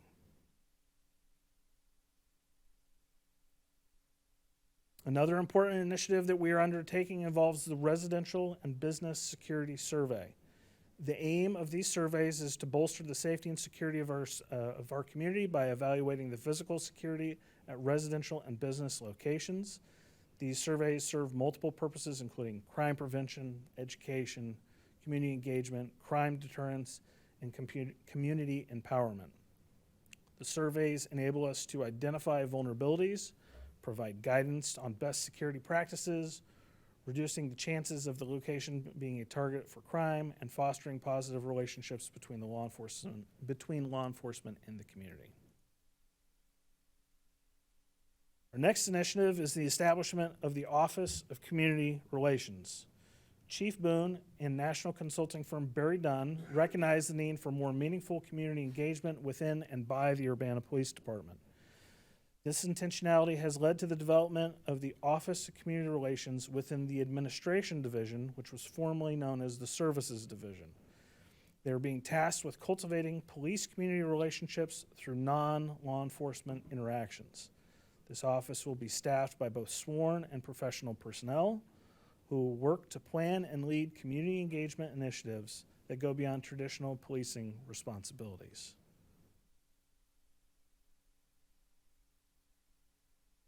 The final initiative that I'm going to discuss this evening is the Clergy Patrol. The concept of the Clergy Patrol, as developed by Chief Boone in Norfolk, Virginia, involves volunteer members of the local clergy joining UPD patrol officers on Friday and Saturday evenings from 12 p.m. to 12 midnight. These clergy members provide support and counseling to victims of crime once the scene is secured, allowing for a more holistic approach to community policing. This initiative not only fosters deeper community ties, but also enhances community understanding of ongoing police efforts. I must also mention that the Urbana Police Department, and this is not on the slide, are also in the beginning stages of developing an additional community program centered in barbershops, focusing on the relationship with the relationships with the African American community and the Urbana Police Department. More details on that and other initiatives will be forthcoming at a later time. Folks, I know that was a lot of information. That concludes our presentation. Thank you. Thank you, Chief Boone. Are there any questions for Chief Boone? James? Just a quick question about the statistics. For vehicle theft, in that special category of theft, I assume those are vehicle thefts that don't involve force, and that those that involve force would be up in the robbery section? So vehicular hijacking would be under robbery, Okay. But motor vehicle theft is when someone steals a car that doesn't belong to them or attempts to steal a car that doesn't belong to them. There's another thing that's under there that's burglary for motor vehicle, where somebody breaks into a car and then takes the belongings. And in like 98% of the cases, people's car doors are unlocked, so lock your car doors. But if there's no conflict involved, it's in that property theft area? Correct. If there's a conflict involved between people, it's in the top And it part. goes up to robbery. Yep. Okay, thank you. Next, anyone? Mary Alice? Thank you for all the lovely stats. I was wondering if you would be willing to share, you said that you have a meeting once a week, it sounds like, in terms of reviewing the previous 2 weeks and the existing 2 weeks reviewing the crime stats and how they relate to previous crime stats at the same time period. So my question to you is, if you could give us an example, one or two examples of what that would look like. What would the response look like? Let's just use auto theft, for example. So how would your command staff address that? What strategies would they use? So, depending on the type of crime, let me just give you the genesis of it, because that's the only way I could really calibrate your question. I was uncomfortable when I first got here, to be quite frank with you, with our process and how we address crime. I thought it was somewhat dated and slow. For an example, if there was vehicle theft, to use your example, and let's say 3 vehicles were stolen from a particular street. We call that a pattern. However, our old process did not allow us to readily recognize that. So now it's a collective effort between CID, Criminal Investigative Department, as well as Patrol, as well as Melissa, where we daily look at information, trying to recognize those clusters. So within that 2-week window is your opportunity to, one, avert said crime or making apprehension. Whereas before, it was months before, well, I don't want to put words in anyone's mouth, but it wasn't quick enough. So the methodology within that 2-week window is where the work is done. Our challenge, though, is when we recognize clusters or patterns, we don't have enough personnel to effectively deploy people to those incidents. So in order for this to work, we have to have the personnel. We don't have it right now. With shootings, if you have multiple shootings in a particular area, we should be able to say, okay, we recognize a cluster of shootings on a Wednesday at 9 p.m. at this location. Let's be ready for it. We don't have the personnel. So historically, and please don't beat me up for this, we've been reactive. We have not had technology or personnel to be preemptive. And that's the reality. Well, I think basically what you're talking about is geocoding, right? Taking the location of the incident and looking at how many repetitions there are of a very similar incident. And so I guess I would say that it's a big leap forward for us to be looking at this data very quickly rather than at the end of the year, throughout different time. I know, especially for domestic violence, that's a big issue, is that there are houses that are called multiple times and the police show up and there's really never any resolution for that. I've been told in the past to make sure to let the police department know that it's happened at that same location a couple of times because we weren't able to actually take that information. So I think it's an excellent step forward in terms of us addressing the crime in Urbana. Thank you. Jaya. Yeah, thank you. This is very helpful information. I do want to speak actually a little bit to the domestic violence piece because I think you said something that I want to make sure that our community is understanding is very normal, and that there are often calls to the same residents multiple times, as Mary Alice just brought up as well. As someone who's made a career out of working with folks who've been impacted by interpersonal violence, I think it's important to note that is very common, that on average it takes 7 times that someone tries to leave an abusive relationship before they leave. And so while we're tracking this data, we're seeing that pattern. I also want to make sure that we're kind of recognizing that is very common because people don't get into relationships assuming they're going to be abusive. It's often very difficult to leave, and there's a very good reason why a lot of times we're getting called back out to the same locations, and that it is urgent that we are responding because often that violence escalates over time. Chandra. I kind of want to go back to, you mentioned the all hands and you went out to a particular area. What was the outcome of that? Or did you see any results or changes? Of course, if it's only one time in one instance, but how do you see that moving forward? That's an excellent question. So we've only had one phase. The first phase required going out there, making observations with respect to things you can take care of right away. The second phase is capturing information of those action items that you cannot address right away, which will require us to come together and formulate a plan for those action items that were not addressed. For an example, if we noted a stairwell that was problematic and presented a safety issue, most definitely we have to follow up with that. So the way it works is we have observation, we capture data, come back, analyze, what have you, give it 2 weeks, what have you done within this 2-week window?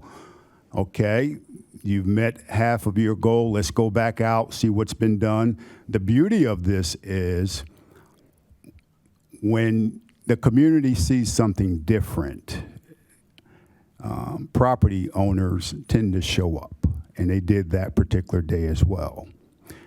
In fact, one of them spoke to me directly and wanted to know what was going on. And when folks know that you care and that you're watching, they'll do their part. So it's not a one-off, okay? This will require multiple visits, multiple inspection. We need the support of nonprofit and profit alike to ensure that that community is healthy.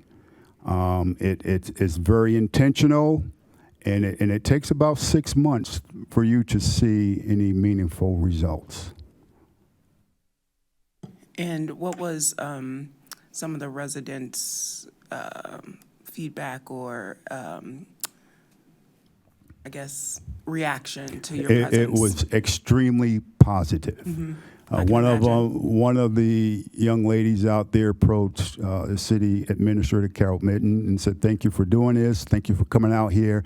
Thank you for not making it a spectacle by inviting the media." Mm-hmm. There were folks readily complaining about things going on inside their residence. That's the goal, is to bring attention to things that are going inside that we may not necessarily have any oversight over, but to some degree we do. And them sharing that information with us and we sharing it with the property owner, it's going to galvanize action on their part. Thank you. You're welcome. Chris? Yeah, thank you for the presentation.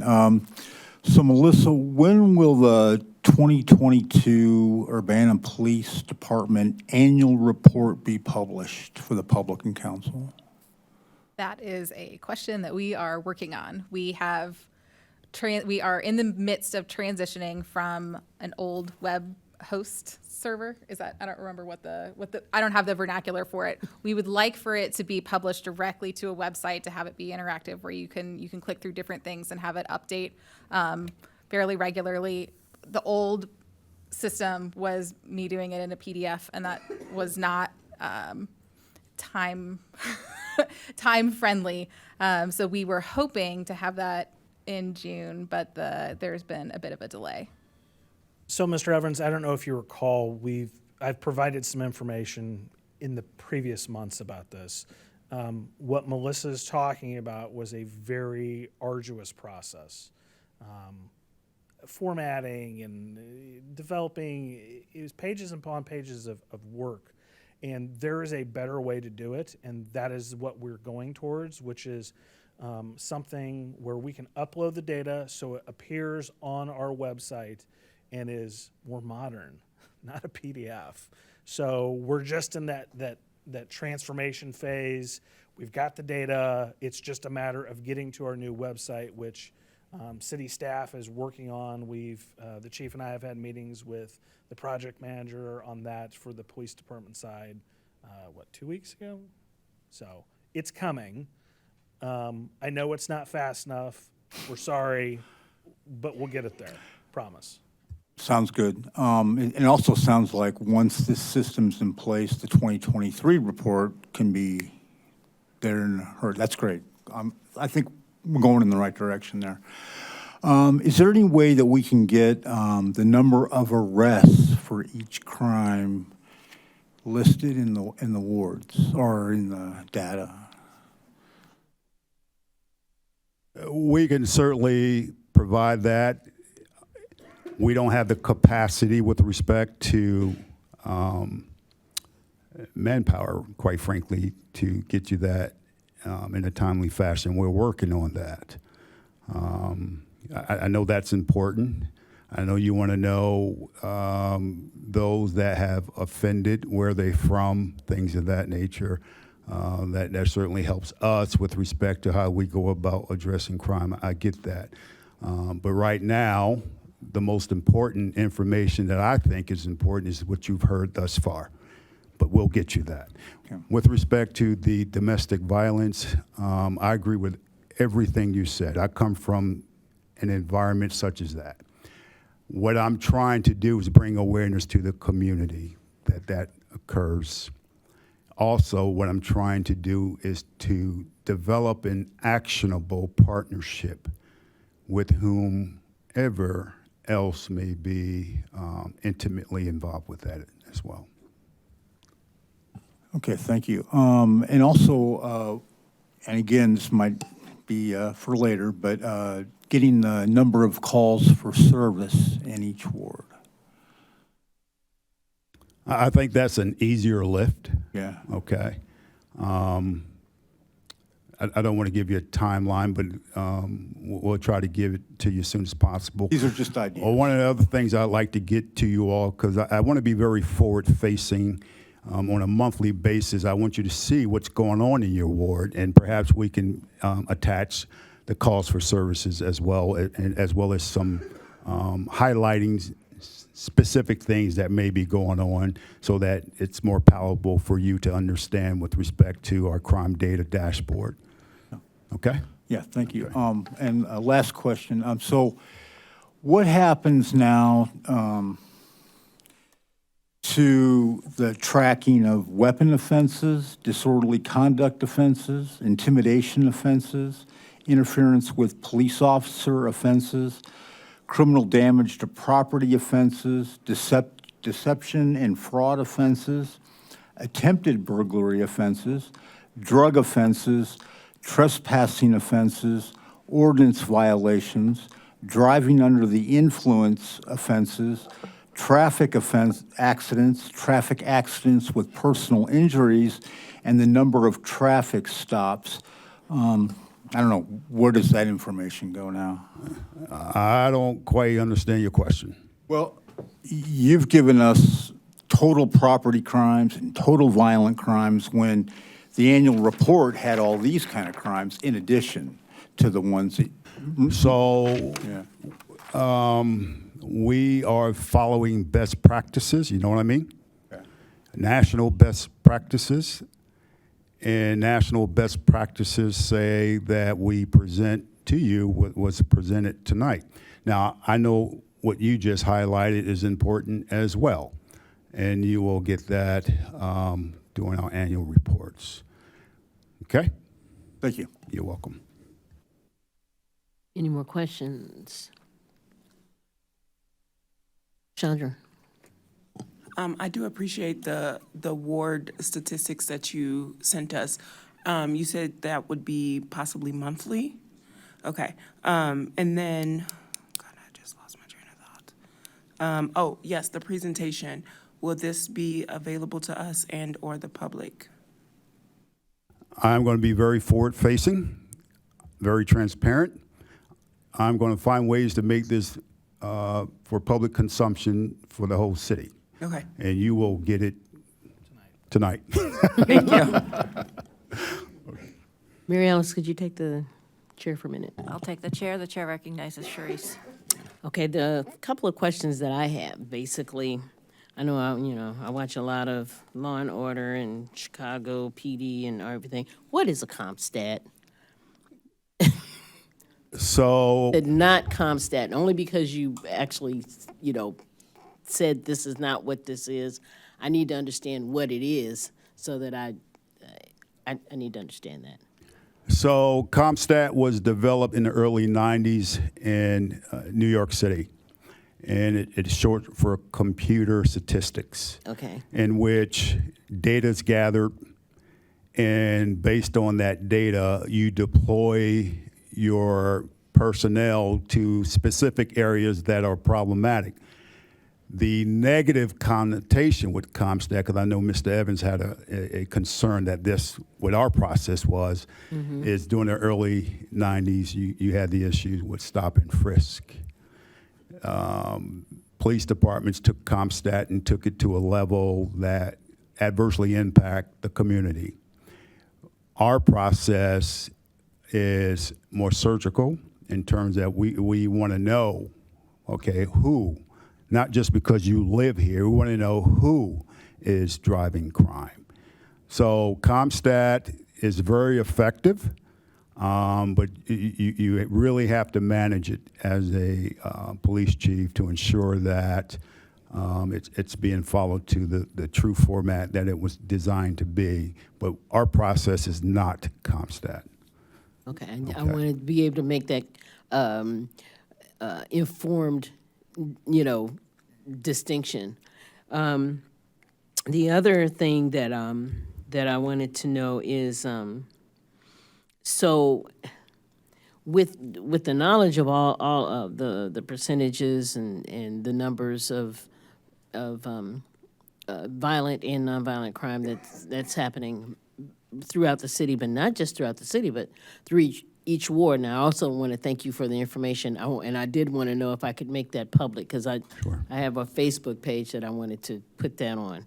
But what I really would like to know is, because we've, as a council, have worked so hard to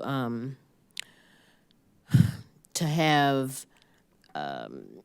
and finance and help other programs throughout the city that have these, different things for victims and so on and so forth.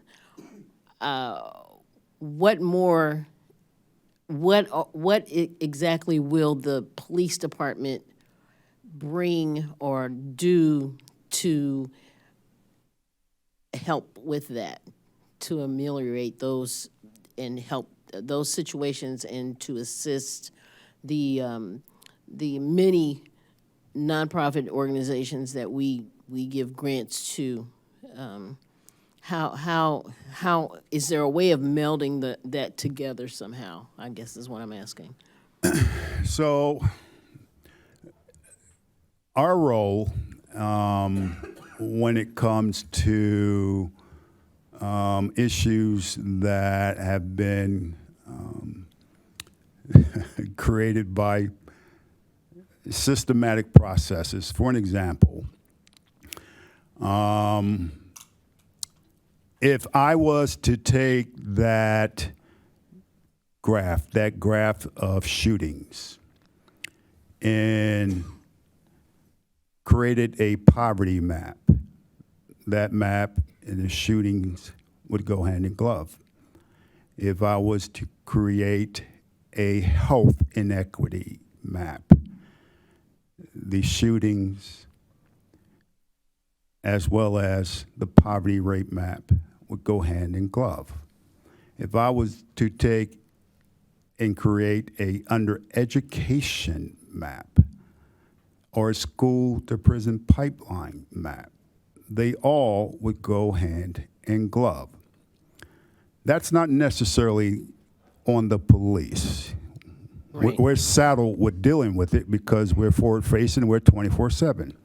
So my philosophy has always been to partner with nonprofits that have a genuine interest in addressing those type of things and creating a partnership where we can help address that or those issues.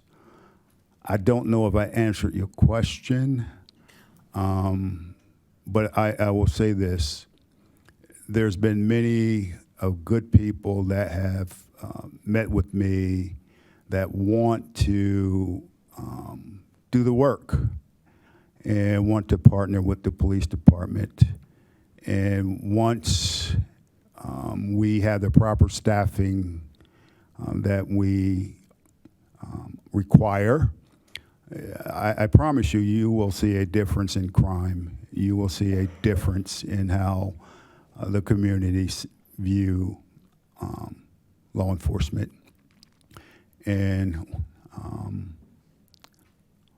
I just look, I'm excited about the opportunities to develop those type of partnerships and have some legitimate inroads to some of the challenges here in Urbana. Okay, thank you. Would you like the chair back? Yes, I think I'll take it back All now. right, I'll relinquish the chair. Thank you very much. Okay. Are there any more questions for Chief Boone? Thank you, Chief Boone. Thank you all.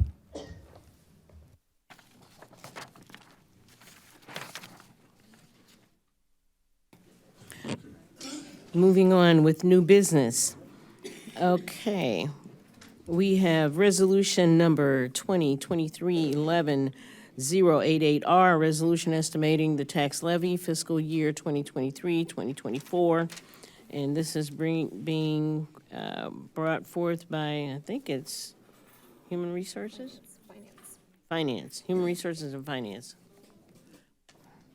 I guess that's what the HRF means.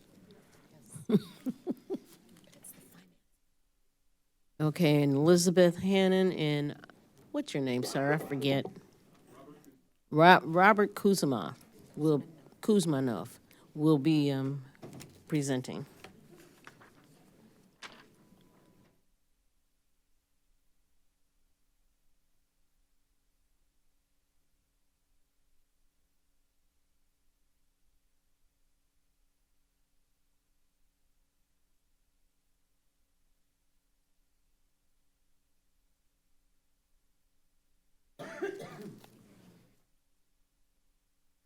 All right, I'm going to get this started. You've all had this, we have this conversation annually, and we're going to, because it only happens once a year, we're going to do a quick review of some property tax basics, as we usually do. So in Illinois, properties are assessed at 1/3 of fair market value. That is the equalized assessed valuation. There are also exemptions applied, which may reduce the taxing value. The most common one is a $6,000 exemption for owner-occupied properties. And then the EAV less the exemption is the taxing value, the basis on which property taxes are calculated for a particular property. So for example, on a $150,000 home, assessed at 1/3 of fair market value would be $50,000. If that home is owner occupied, that would reduce the taxing value by $6,000 to $44,000, which is the amount used to calculate the tax bill. So also important to remember is that each taxing district, and there are a whole bunch of them that affect property owners in Urbana, so the city is a small part, the school district, the park district, the county, et cetera, they all levy their own taxes, and we're all doing this independently. So that information all goes to the county, and the county clerk then calculates the total tax rate for a particular property by adding all of the tax rates for the individual taxing districts that are applicable there. So for most properties in Urbana, and I apologize, there's a small error in the slide, our city property taxes are about 12.5% of the total tax bill, just a rounding error. And also important is to remember the timing. taxes that are levied in 2023, which we're doing now, will be revenue that is received by the city in calendar year 2024. So another thing that makes this whole process kind of tricky is right now, when we're asking you to start the process of levying taxes, we don't know what the final assessments are going to be. That's not going to be locked in until the spring. And so when we ask you to finally approve the levy in December, we will also provide a separate ordinance that limits the tax rate to our current rate of $1.3499. And what will happen is a particular portion of the levy will be reduced to make that happen. So a few quick points about pension funding. So police and fire pensions, which are part of what we levy taxes for, are defined benefit plans, and those benefits are set by state statute. It is what it is. The only thing that we get to choose is how we go about funding them within the parameters of state law. So our current policy is to be 100% funded in 20 years. We started down that path in 2018. So in 2037, theoretically, I say that because actuarial calculations are really complicated. In 2037, theoretically, we will be 100% funded for both of those plans. So I'm going to give that to Robert to talk a little bit more about some specifics. This next slide shows the breakdown of taxes for most of the properties in Urbana. There will be some differences for areas that might be in TIF districts. As you can see, the school district portion in blue is more than half of the property taxes at 55%. We also have the city at 12.5%, and the Park District at 12%, the county at 8%, and Parkland College at 5%. All other areas combined are 8%, and that includes the Forest Preserve, Township, MTD, and Public Health. This distribution will certainly change with the 2023 levy once those values come in and become finalized, but we do not expect them to change very much.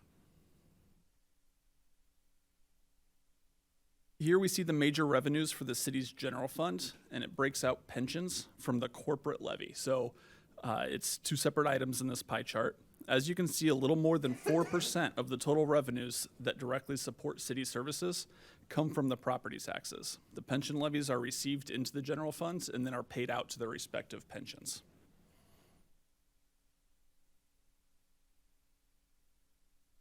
For assessed value, we have this chart that shows equalized assessed value over 14 years, and we've seen healthy growth in that EAV over the last few years.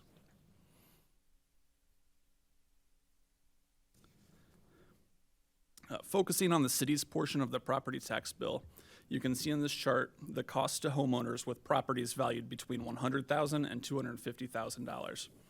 One thing to note here is this includes the owner-occupied exemption, and again, this is just the city's portion. So an average home in Urbana is valued currently at $170,000 according to Realtor.com, making the annual city tax $684 for the average property in Urbana. We know, however, that real estate prices have been increasing, and we do predict changes in the future.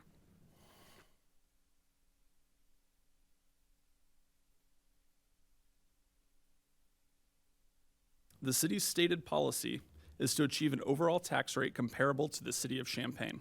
We have maintained a 1.3499 rate for a number of years, which is slightly higher than that of the city of Champaign at 1.3152. And there are four purposes for which our city levies taxes. The first being police pension, the second, fire pension, the third, library, and the fourth, corporate purposes. This is the part that goes to the general operating fund to pay for those basic city services, such as police protection.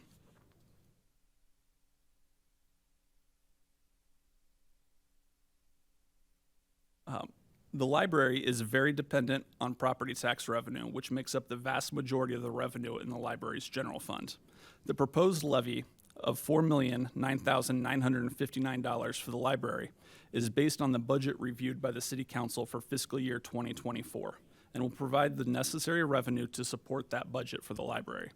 This is an increase of about 2.3% from the current tax levy.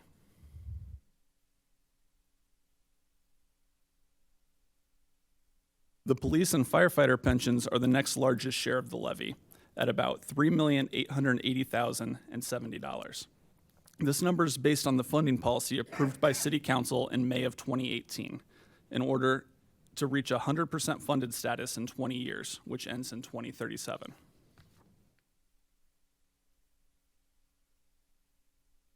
The corporate levy pays for the general fund expenditures, such as public safety. This is also the portion of the levy that is adjusted to maintain a stable tax rate. Based on maintaining the same tax rate, this portion will likely increase by about $199,000. However, that may be more or less depending on adjustments needed to maintain the overall tax rate. Okay, so I'm going to wrap this up with a couple of slides here. First, this slide shows the components of the tax levy over time going back to 2013. So as you can see, the purple part at the bottom is the library, and that has been, you know, kind of steadily growing, especially in recent years. The green part in the middle is pensions. And you can see that's been impacted by funding policy changes that were made by the City Council. So from 2013 to 2015, pension levies decreased because pension funding was reduced. And then beginning in 2016, they started increasing even at the minimum amount that was required to be funded. And that's really because the unfunded liability that we weren't addressing was starting to grow. And then in 2018, that was the first year of our transition plan to this newer 20-year funding plan. And as you can see, of course, it you know, grew for a while, but then it sort of started to become more manageable as we got on a good funding track. So also something to note on this one is because of increased levies for pensions in the library over the last however many years, you can see that the general fund part that's at the top got smaller and smaller until the last couple of years when we actually had enough growth in property values in the city to really start to allow us to increase the general fund portion. So this process is really dictated by state law, and I'll just run through real quickly the schedule. So next week, we'll ask you to move this onto the council agenda to approve the estimated levy for next week. That really is the number that's used to determine how we comply with the Truth in Taxation Act. So we know now, based on our growth and assessments, that our levy will increase by more than 5%. We'll be required to advertise and hold a public hearing, and that will happen on December 4th. And then on December 11th, we will bring the final levy to council, and we'll ask you to approve it. We don't plan to come back to committee again because you're kind of getting the complete picture right now. There will be several ordinances that you have to approve. There'll be an ordinance levying taxes. There'll be an abatement. We'll have to let the county clerk know that they don't need to issue debt for the last payment on our 2014 bonds. There's a payment due in 2024, January 1 is our last payment. And then there'll also be an abatement to say, hey, if this results in a tax rate higher than $1.3499, then we want you to reduce our corporate levy so that we achieve that tax rate. So that's it in a nutshell, and we're happy to answer questions. James. Hi, thank you for this. I always appreciate those details. I'm going to ask a couple of questions. I may have talked about this before, but I'm going to ask again anyway. Owner-occupied discount you mentioned a couple times in here, which is intended to be a discount for individuals who live in the home that they're paying taxes on. But my understanding is that in Champaign County, one of the few counties in the state, there are a number of homes or properties that are being used as revenue sources where the person who owns them does not actually live in them, but is receiving that discount. Is that correct? I understand that to be true. The city really has no control over that. And that's based on policy of the county, either through the treasurer's office or through the supervisor of assessments that has made that allowance. That doesn't happen in more than one or two other counties in the state. I believe that's true. Okay, I just wanted to confirm that. So that seems like an opportunity that if we were conforming to the vast majority, maybe 100 other counties in the state, and observing that those properties used for revenue sources would be contributing more to what all of us pay for. Correct. And we should be asking our county elected officials and representatives to address that for us in the long term. That might Fair, be a fair reason- assessment? Okay. That might be a reasonable thing to do. Okay, and so the other question I have is, we talk a lot about police, sorry, I'm losing my voice a little bit, the police and fire pensions, but we also are paying IMRF pension. I assume that comes out of the corporate portion of the levy? Actually, that's paid from the general fund, but it's not necessarily It's tied to anything the that corporate goes into- portion of the okay. levy. Yeah, I'm not. What's I'm the not exactly percentage sure of why. funding for that, The percentage for of. IMRF? In How our current employer contribution rate? is that funded close to 100%? My understanding was IMRF doesn't let us do anything but 100%. So the funding methodology is different. I believe it's something like a rolling 15-year period. So at the moment, I don't recall, but My understanding is it's generally, the we're very healthiest- well funded. We're not at IMRF is 100. the healthiest state operated retirement fund of the batch, is my understanding. That may be true. Yeah, and so we made a policy before my time, 2018, that we needed to fund police and fire 100% in 20 years from now. I guess my question is, what is the risk if that number was 90% or 80%? What is the exposure that has drawn us to this expectation, which frankly the rest of the state government does not observe, that we need to be 100% funded, because we're never going to have everybody retire at once. We're always going to have staff paying into the retirement kitty for Correct. future retirees.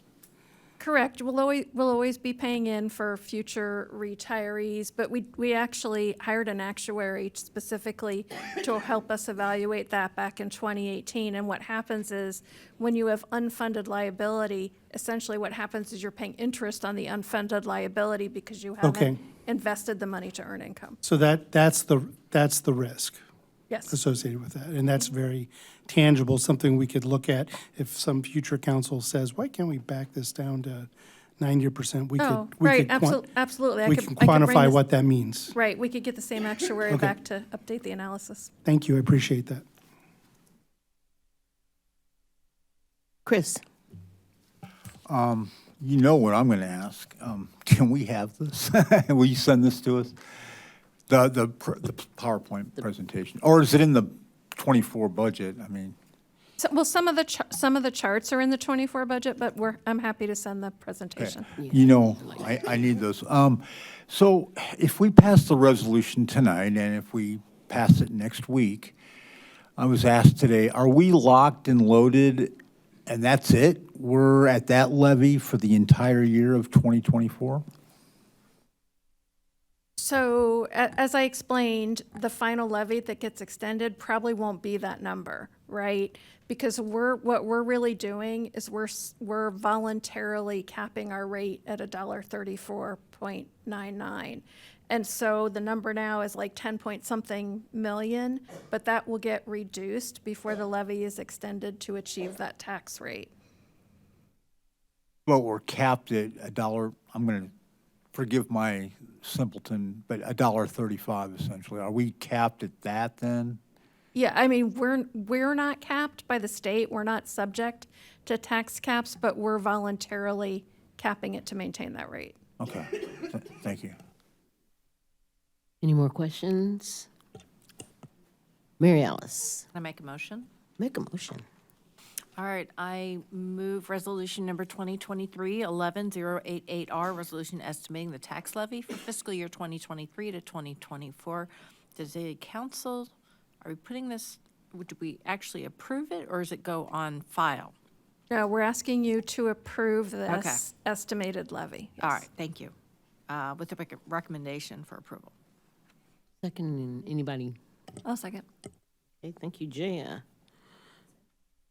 And now, Yes, I'll put it on the consent. Is that okay I'll with you, Jaya? second, yeah. All right. okay, and that will go on consent.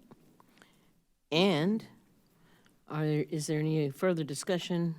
Yes, James. I do think it's important to point out that we're voluntary doing this because we're a home rule entity as the city, which is kind of confusing because we can't do that as for the township or the town board because that's covered by tax cap. So we may have the same conversations here as city council and town board, but they're under different governance because town board's not home rule, the city is. Correct. The Weird city's, but true. the city's not subject to tax caps. Technically, you could levy any amount. Any more discussion, comments? Okay, clerk, will you please call the roll? Okay, we'll do voice vote then. All in favor? Aye. Any objections? Okay, and that passes. Next, we have ordinance number 2023-11-040, an ordinance amending Urbana City Code, Chapter 3, Section 3-43, maintaining the number of Class R and T-1 liquor licenses for Davis Canlin LLC DBA Boomerangs, 1309 East Washington Street, Urbana, Illinois. And is there anybody, I think that would be our illustrious mayor bringing that to us? That would be the liquor commissioner speaking. The liquor commissioner slash mayor? Yes, this ordinance reflects just a change in the applicant and the licensee for the liquor license at Boomerangs. The Grassmen still own the establishment, but there's a new manager there. So if this application is approved, then Davis Candlin of Boomerangs will be the license holder, and Tom Grassman will relinquish that license. So we don't have an increase in the number of R&T licenses.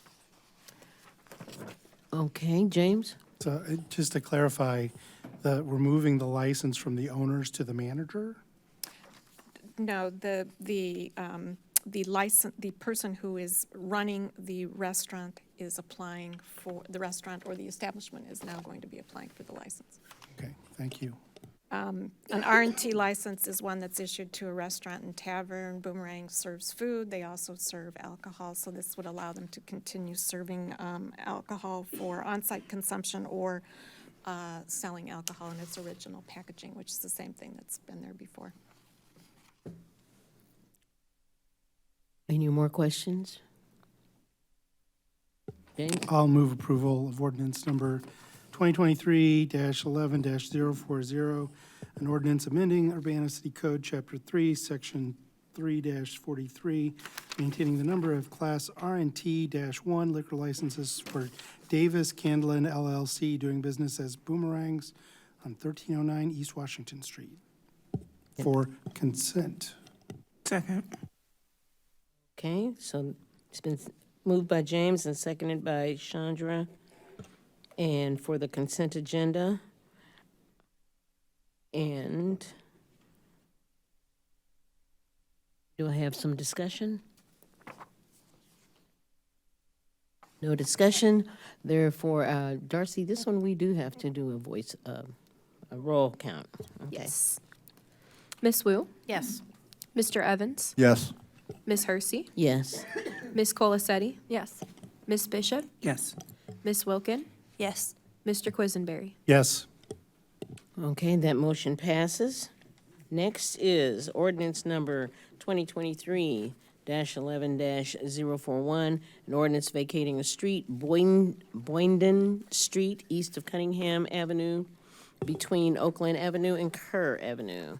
And we have Public Works. Hello, Tim Cowan, and how are you, sir? I'm doing well. Good evening, everybody. Okay. We had a public hearing on this a couple weeks ago. I don't have much else to produce, but I'm just going to walk through it for a refresher for everybody. Boyden Street vacation. The area is, again, east of Cunningham between Kerr Avenue and Oakland Avenue. It's a short stretch of right-of-way that, for the most part, was undeveloped for, well, a portion of it forever and a portion of it since the 70s. As you can see here on this view, the pink section is essentially what you see in the street view to the right there. It's kind of an aggregate access driveway. And then the yellow section is unimproved. It's all vegetated at this point and has never been a traveled way. Go the other way. Just a summary, this was originally dedicated to the city in 1906 as part of the original plat for this area. Development has never necessitated a public street or surface transportation in this location.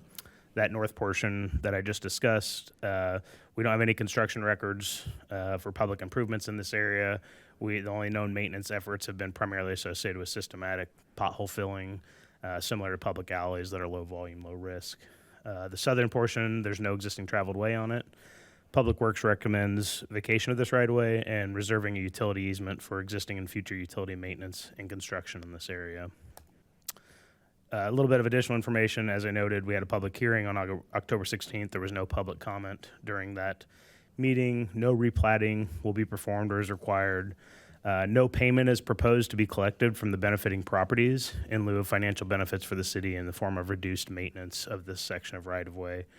And it's proposed to be vacated in two sections, 610 Kerr Avenue, which would be that south portion, to the adjacent property owner, and then the north portion, all to the 1009.5 Boyden Street address, as 609 Oakland Avenue waived their rights in favor of this owner to maintain their private access drive that exists here now, which would be the green property here has waived their rights towards adjacent vacation to them in favor of the blue property. And I'm happy to take any questions. Any questions for Tim? Oh, Mary Alice. Thank you, Tim. I apologize. This just occurred to me, so I know we've seen this a couple of times. What if we vacate this property for Boyden Street? What happens to the address for 1009? It remains the same, actually. Yeah, we checked with our land surveyor on that and the post office and everybody else. It actually remains the same. Even though there will theoretically no longer be that street. Correct. Okay, thank you. Yeah, we looked into it. It's very peculiar, I'll say. So I'll say they're not mandated to change it. Okay. But I guess my point is there's no road there, so how could they change it? Correct. Yeah, I understand. Okay. Grace? Thank you. Thanks for the presentation on this, Tim. Have you gotten any public input on this, or have you had further discussions with the owner of 1009.5? Did this go to a commission first? No, this doesn't go to a commission. We notified him and all other adjacent property owners within 250 feet of this location of the intent to do this. I've spoke with the landowner about our intent to do this. We've received petitions to proceed from the 609 Oakland Avenue and then the 610 Kerr Avenue in support of it. Petitions in support from those neighbors. And I was just recalling that there were some conversations with the owner of the impact probably of 1009, and so I guess that was kind of the question. Have you had conversations, I guess, feel like anything's No, we resolved or- haven't heard anything else back from them. Okay, thank you. Yeah. I'd entertain a motion if anyone has one. Chandra? I'll move ordinance number 2023-11-041, an ordinance vacating a street, Boyden Street, east of Cunningham Avenue, between Oakland Avenue and Kerr Avenue, one to City Council for approval on the consent agenda. Second. Yep, okay. It's been moved by Chandra, seconded by Mary Alice. Can I get any discussion, any more discussion? Okay, Darcy, would you please call the roll? Miss Wu, Yes. Mr. Evans? Yes. Miss Hersey? Yes. Ms. Colacetti, Yes. Ms. Bishop, Yes. Ms. Wilkin, Yes. Mr. Quisenberry. Yes. Okay, next on the agenda is resolution number 2023-11-089, a resolution approving and authorizing the execution of an Illinois Department of Human Services grant agreement supporting municipalities for asylum seeker services agreement, Cunningham Township Supervisor's Office. Good evening, everyone. I'm going to discuss these three resolutions all at the same time since they're essentially the same. So back on October 23rd, we brought to all of you the grant that we received from the Illinois Department of Human Services in the amount of $247,917 that was accepted by council. So now I have for you the three subrecipient agreements that we are executing with Cunningham Township Supervisor's Office, the New American Welcome Center, and the Refugee Center, which are the agencies that will actually be operating the programs to be funded through this grant. A couple of things I'll note. 100% of these grant funds are going directly to direct service to the agencies. The city is not retaining any of this grant funding for administrative purposes. That was a requirement from IDHS, so you'll see that reflected in the grant budget. The grant budget is in attachment A, and then the work plan can be found in attachment B of your memo. The funding period for these subrecipient agreements does go back to July 1, 2023 and extends to June 30th, 2024. So the three agencies will be able to bill for eligible expenses back to July 1 of 2023. And an estimated 300 recently arrived migrants are estimated to be served with these grant funds. The agencies will be required to submit monthly progress reports on how many clients they're serving. That way we can keep tabs on the progress and make sure that the funds are being expended in a timely manner. It is a very quick turnaround. Again, we're kind of already well into the year here, and the funds do need to be expended by June 30th, 2024. That's another requirement of IDHS. This grant is going to be jointly administered by myself and the City of Champaign Department of Equity and Engagement, and there won't be any other impacts on the city's general fund. So I'll just point your attention really quickly here to the budget attachment. You can see the breakdown there per agency and then also per eligible service category. So Cunningham Township Supervisor's Office is receiving $61,200. New American Welcome Center is receiving $113,808. And the Refugee Center is receiving $72,899.50.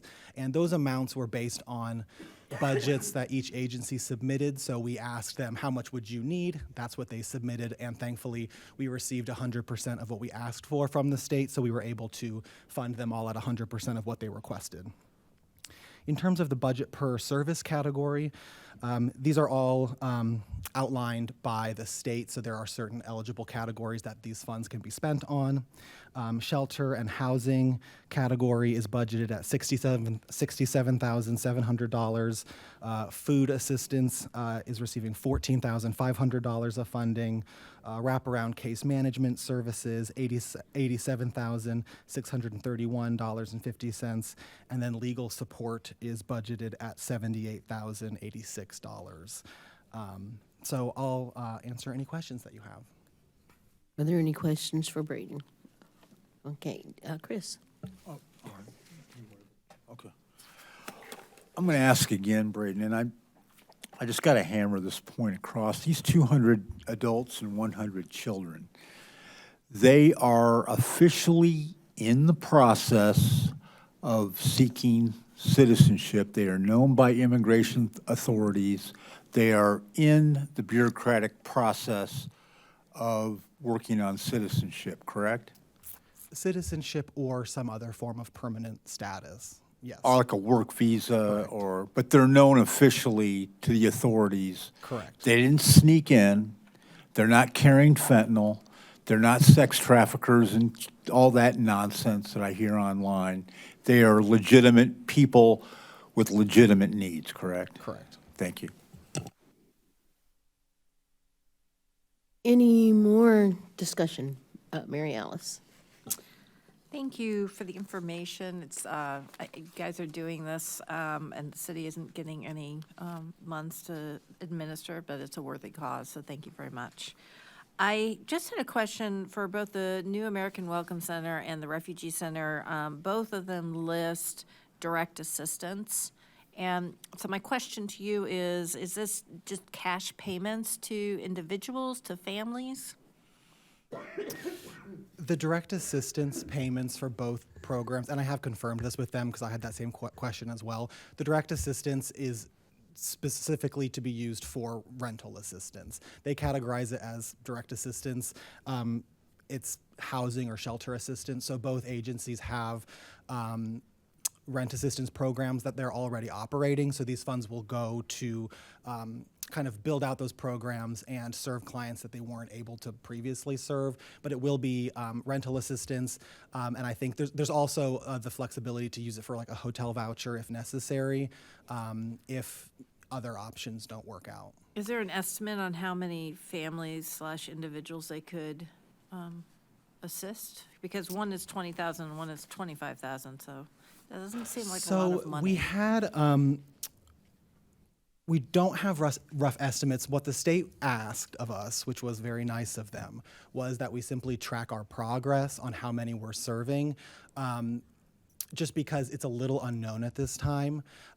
They budgeted, so both budgets are based on like, you know, $750 per family per month, roughly. You know, how many could that serve? The state's not necessarily holding us to that. They just want to see, and if you look in the work plan here, that's how they're going to be tracking. They just want to see monthly how many we're meeting.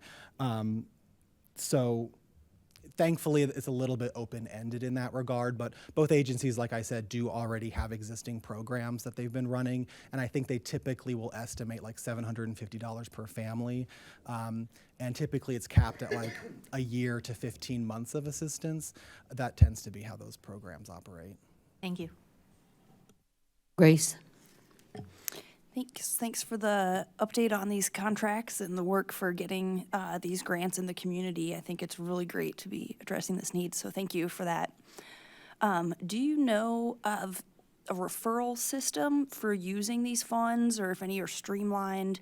Just in a sense, who does someone call, you know, if they see an asylum-seeking family in need on the side of the road, which is sometimes, you know, not uncommon. And so who do we call in that case? Do you know if there's like a general intake, or you just have to reach out to each organization? That's a great question. So the first thing I'll say is that some of the, if you look at each agency's budget, which is included in the agreements, some of the legal assistance funding will be used for greater outreach.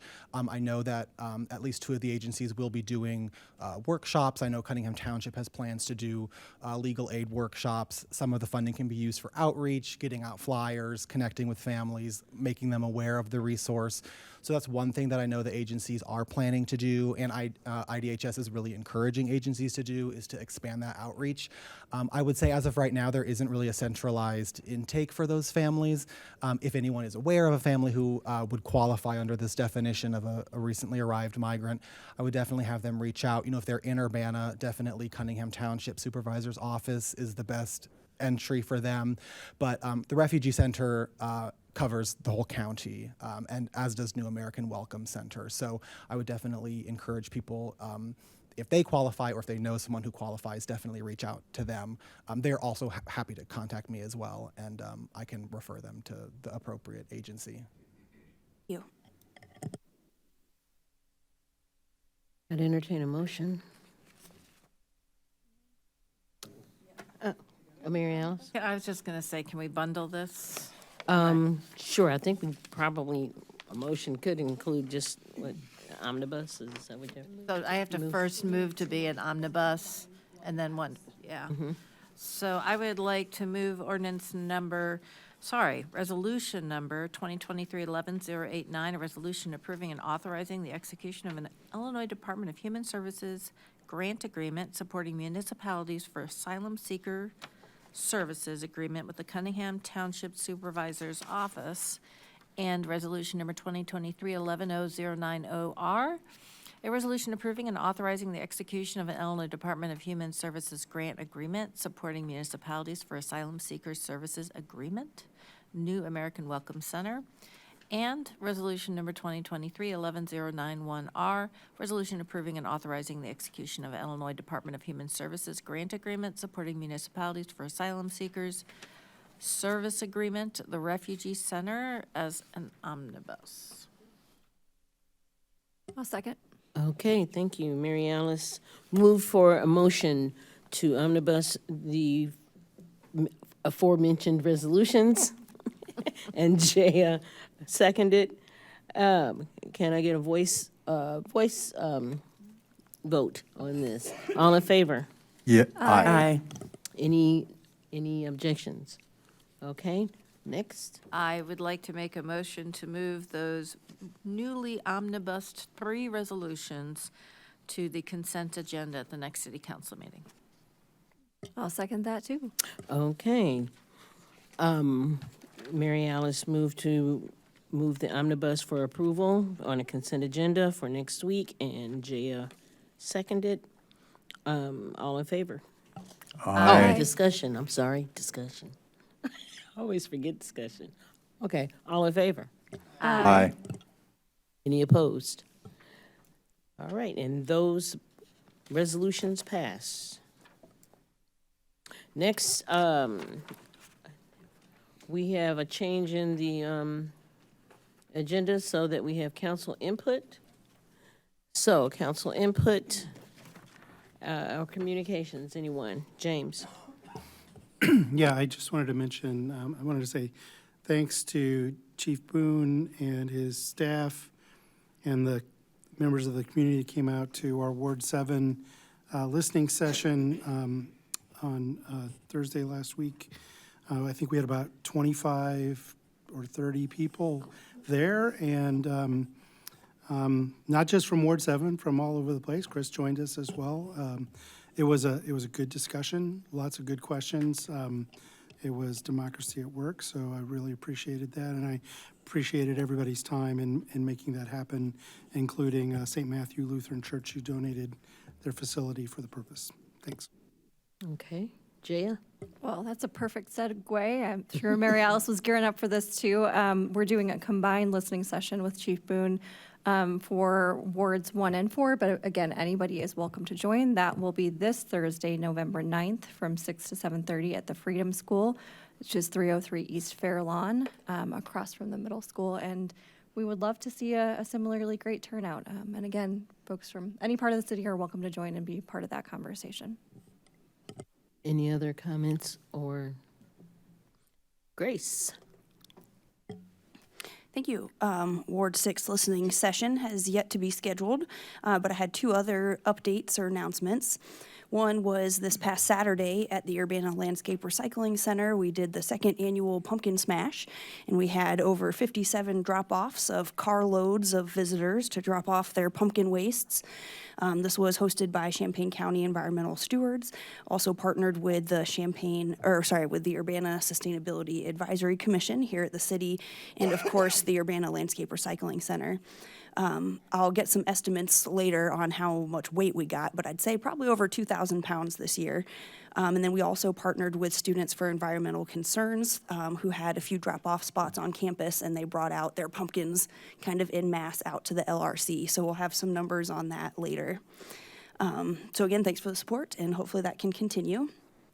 My second piece of input is that coming up on November 20th meeting, I plan to have a resolution to request rezoning of 205 North High Cross Road, which is that property just north of Aldi that we heard some input on this evening. So this would be just a basic request for the zoning administrator to put in an application to change the zone from B3 back to its original B1 zoning classification. So there'll be more information coming at that November 20th meeting in your packet, compiled by staff with some of their assistants. And then if passed, then it would go through the official channels still to Plan Commission and then back to us again for approval. So just wanted to give you a heads up about that upcoming piece. Thank you. Anyone else? Mayor Marlin. Yes, I wanted to address the concern that was expressed earlier this evening related to Hope Village. And over the past few months, whenever when people approach me about Hope Village, often they express fears about this project, and sometimes those fears aren't necessarily based on fact. And so I wanted to address the concern that was expressed tonight about removing parking on Carver Drive and Dory Miller Drive. First of all, those are Champaign streets, and Urbana has no control whatsoever about whether or not parking is removed from those streets. But I will tell you that based on everything we know about the project, they don't expect a huge increase in traffic, as we've heard over and over again. The people living at Hope Village, most of them will not have vehicles. They won't be driving in and out, and they may occasionally get visitors, but it's not going to be a flood of traffic that people fear. But again, the main fact to hear is that the city of Champaign controls whether or not parking is on the street, off the street, or basically anything related to those streets. So I just want to make sure folks know that that's the information we have at this point on that. And just a quick comment on the all hands effort, which I just was. I think this is the beginning of a really excellent approach to some of the most challenging areas in our community. But in addition to the types of approaches that Chief Boone mentioned, we also are conducting systematic inspection of those rental properties there. So each property will be, if it hasn't been already, is gone through unit by unit to determine to make sure that those properties are up to code. And if they're not, the owners or managers or both are notified and given a certain amount of time to address those violations. So the end result is that the interior, exterior surroundings of each of those properties is going to be better than it is today. And that's going to make a big difference, I think, in both quality of life and I think the types of activity you see over there as well. So I want to thank staff, everyone, and Carol Mitten for organizing this first all-hands approach. Anyone else? Okay, my comments. Just to piggyback, I'll start off with piggybacking with what Mayor Marlin said regarding the Hope Village Carver Drive issue. Yes, Carver Drive is in fact a Champaign street, which is going to lead onto an Urbana property. Therefore, there is some concern. The other thing is that the property that we're mentioning is in Urbana and has access to it from Federal Drive. And so the Carver Park residents are well aware of that it is a Champaign street because they live there. The other thing is that unless you live there, you do not understand the impact of the traffic because there is very little traffic that goes down that street. So any new traffic is impacted on that community. Just to make that straight. Any additional traffic will have an impact on that community. So let me just put it that way. The other thing I would like to say is thank you, Chief Boone, also for the listening session in Ward 3. I'm sorry that not more people showed up, but at least some people showed up, and it was educational for the few that did show up, and I really appreciated that. I'm also hopeful that we will have more people concerned regarding the meeting that Dr. Trask discussed regarding ways to present reparations regarding Champaign County. That's going to be on November 16th. So that's an excellent educational opportunity for everyone. And that's about all I have to say. Next, okay. Next agenda item is facilitated discussion regarding mayor and council strategic goals update. And I guess I should hand that over to the mayor. I'll do a little introduction. Okay, go ahead, Carol. Thank you. So as you know, the mayor council strategic goals that are in place right now were for 2 years. We were encouraged to have a reasonable time horizon, and they're for calendar year 2022 through 2023. And so now it's time to update those goals. And back by popular demand is Kevin James as our facilitator. And so we're going to do this in 2 segments. And tonight he's going to get us started. And now would be the time for you to make your way to the front. And so Kevin has a plan for our time this evening. And if you have any technical questions, Will Kolchowski is here, since he's been sort of managing the process of doing the updates. But I'll turn it over to Kevin, and then we'll see how it goes. Quick question. Yes. How long do we expect this is going to go? Hopefully quickly. Roughly. No. Roughly. I think if we spend about an hour here, I think we'll get Did through. we take a 5-minute break before we start? Yes, actually, I was planning on, I know I was talking with the clerk about we're going to move into small groups. So I could just do a real quick, 2 minutes, and then when we move, we'll take a break as we move into these smaller groups. Would be great. Okay. Can we do even more than a 5-minute, maybe 10? Sure. Okay. Thank you for having me back. I was excited to be contacted and have an opportunity to come back and work with the council, the mayor, and the staff. And so I'd first off like to really give you guys a shout out for going through and working the plan. A lot of organizations, they do planning, strategic planning, and it stops right there. And so it's exciting to see the updates that I've found on your website. Will has sent me a lot of different information. So it's exciting that you've formulated a plan and you've decided we need to continue to work at it.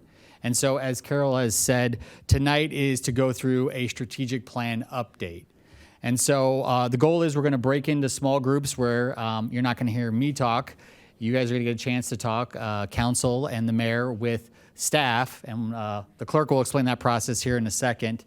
And the goal is to have conversations tonight about the plan that's already in place. And so a couple things just to consider is when you have these discussions and you're doing a plan update, you don't necessarily have to change just for the sake of change. So specifically because you've been working over the last couple years, if these big strategic areas are still valid, which based on a survey, I think they are, we're just going to really reaffirm that. But there is going to be some discussion that I will ask each group to conversate once we break into small groups. So it's really to have a discussion. I'll prompt the questions, and then we'll have 4 tables, and then we'll just hear, we'll probably take the mic to each table, and someone will just speak on it as I ask each series of questions, and we just go through that discussion. Any questions? If I could just say one follow-on thing that's more of a housekeeping. In order, as we break into small groups, imagine that you're in a separate room at your table. And so it's really important that there be no more than 2 elected officials at any table. Because we're having these private conversations that are not going to be broadcast, then we'll come back together and we'll be basically together again, and the Open Meetings Act rules apply. So please, no more than 2 elected officials at any one table. Thank you. I would also just add that there is to be no crosstalk between tables. Right. Like you have to stay within your bubble. So that way it's only 2 elected officials engaging. As far as breaking up the elected official, do we have a question? Yes. Thank you. And were you going to clarify about the whole small groups are recess? Okay. I was wondering if you knew when we got the last update on goals. I was trying to find them it's like impossible to search Muni code now. I think that might be important for our small groups to look at the updates for each action item, and I just couldn't find those handy if anyone had them Okay, or knew there- when that was. It's within the last 2 months that we did the update, but we have them all the updates by quarter are on the website under, if you go into city council and the government drop down, and then you'll see a mayor council goals there, and then you'll see all the quarterly updates. Thank you you. see that? I didn't. Still I looking, thought you were but clicking that's, through. Okay. that's a good start. I think I'll get it from there. Okay. Thank you. All right. Clerk, do you have the assignment for each table before we take a break? Yeah, I was just going to suggest that we just do 1, 2, 3 in mayor and so on, just in groups of 2. The staff tables on either side will pull apart so that they can have people sitting on either side so folks have their backs to each other. And also just to clarify, again, like these are private conversations, but what is determined at each table will then be shared with the public and the group as a whole at the dais once we come back together. So nothing is being kept secret. Was that a suggestion on how we split into groups? I was assuming we might split how we did last time. Like, for example, I would like to be an infrastructure group again, not just arbitrarily the 4th group. Are we splitting by topic or are we just? No. Okay. Because all 4 tables have an opportunity to talk about all of these areas. But if you remember who you were grouped with last time, I'm not opposed to you sitting with the same official as last time. But I just thought that it was easiest to break out 1, 2, 1, 2. It changed over the couple of nights, so I think it was with Jay at one time and. Yeah, that is fine. I thought we were splitting by strategic area like we No, had done the we'll last time. each table will talk through each because the goal again to remind you the goal is not to get down into the action items per se. We might have an opportunity to do that at the end. It's really mainly the first 2 areas, which is the strategic areas and then talking about the strategy. So all the tables will have an opportunity to review those and then come back and report out to the larger group. So I'll turn it So over as to you. part of doing that, I know we want to take a recess as well, just to get the room situated, but this will also be a recessed activity. So as part of that, we have to have a time-specific limit because that is our policy. So is there a set time that you would like them to be in groups? And is there a set time we would like to have a break to facilitate the space? It is 8:50 right now, so 9 o'clock. 9 o'clock to Minutes. come back? Okay. And then how long are we going to need to be in small groups? That's not mine. We will be in small groups for 45 minutes. For 45 minutes? Yeah. Okay. So at 9 o'clock, we're going to come back and split into those groups. I need someone to motion and second for us to enter a recess. I'd like to move we enter in recess until 9:45. I second. Do we need to vote? Do we need a voice vote? It wouldn't hurt to do a voice vote. Okay, so all in favor? Aye. Any opposed? All right, so we'll be back in at 9 o'clock. Darcy, can you do the little clock for 10 minutes? Yes, I will set a timer for 10 minutes so that then we are back and we are in our small groups, and I will set another timer for 45 as well. Thanks. The mayor.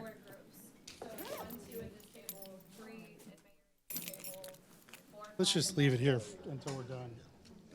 Yep. All right. I think we are now gathered and broken into our tables. All right. So the next, the bulk of our time is going to be going through a series of questions at your tables before we convene as a large group. I think process-wise, that's going to make the most sense also based on time. So I'm really going to give you just if someone wants to kind of jot these down, and I can walk around and reaffirm these questions. But as in a small group, I want you to consider these following questions and have a discussion around them. So the first question is, for your update of your strategic plan, do you still want to have this be the time frame that goes from now, we'll call it November of 2023, through May of 2025? That could be a simple yes or no, but make sure you're talking about it, because that is, from what I've been told, is the period of the current elected officials' time frame. So that is a 17-month, 17-month process. So that's the first question. Is the time frame of this next update going to carry you through May of 2025? Then the other question is, as you reflect back on the past 2 years, is there anything with the process of working your strategic plan that you may want to consider changing moving forward? This is not the items in the plan, it's more of the process. So is there anything as far as reporting? Was there anything as far as communication as you've worked the plan? So from a council perspective, from a staff perspective, is there anything in the last 2 years that you would like to potentially discuss with your table? Maybe we can improve the process, the reporting. And so that's just a discussion. It's an item that we'll review. The third area or the question I want you to consider is, as you look, now we're going to talk about the strategic planning major areas. So currently the 4 areas that you selected were public safety and well-being as area number 1, housing as area number 2, infrastructure as area number 3, and economic recovery and development as area number 4. Based on, will they have these results, right? Do they have this? So based on a survey, it was said that these 4 areas still want to be kept, the majority of them. The only thing that I know from previous discussions, a couple items. One was, does area number 4, do you want to continue to have the word recovery in there? Or does that become economic development? There's also at the bottom of the compiled survey responses, there was proposed 2 new strategic areas. One was called Create Tourist and Entertainment District. And then the other one was, it talked about an all-hands approach model. So you have to discuss at your table, do you want to add a major area? So one, do you want to revise any of the wording of the 4 areas? And do you want to add an area? I will give you, again, when you add a major area, you're adding a lot more work to be done and an additional focus. So take that into consideration. And then lastly, which is probably where you're going to spend the bulk of your time, is once you've decided if these areas, which I believe the 4 areas at least are staying, I would like for you to go through each one of these strategies and see if they are still valid too. And so there's also some ideas maybe for some action steps, which we're going to talk about next week. That is not something, we're not talking about action steps, we're talking about the strategies. So each one of these areas, talk about those strategies. Is that strategy still valid as you move forward into 2024 and beyond? So we will spend the next 39 minutes doing that, and then we will come back as a large group, and each table will report out the answers to these questions.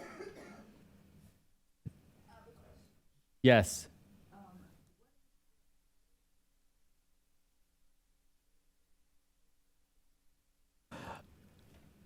I do not know.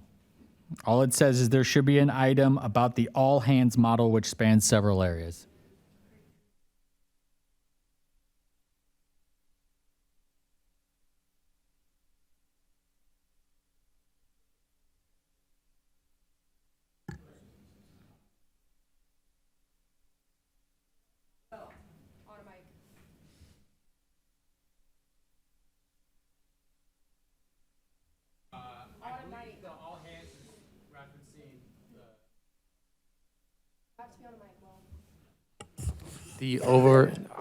I don't know, there's not any more official detail than what was written down, so that's all you have to go off of. My guess is that it's related to the policing all hands that was discussed earlier tonight. But what you see in front of you is the detail that was given from the survey, so it's open-ended. Okay.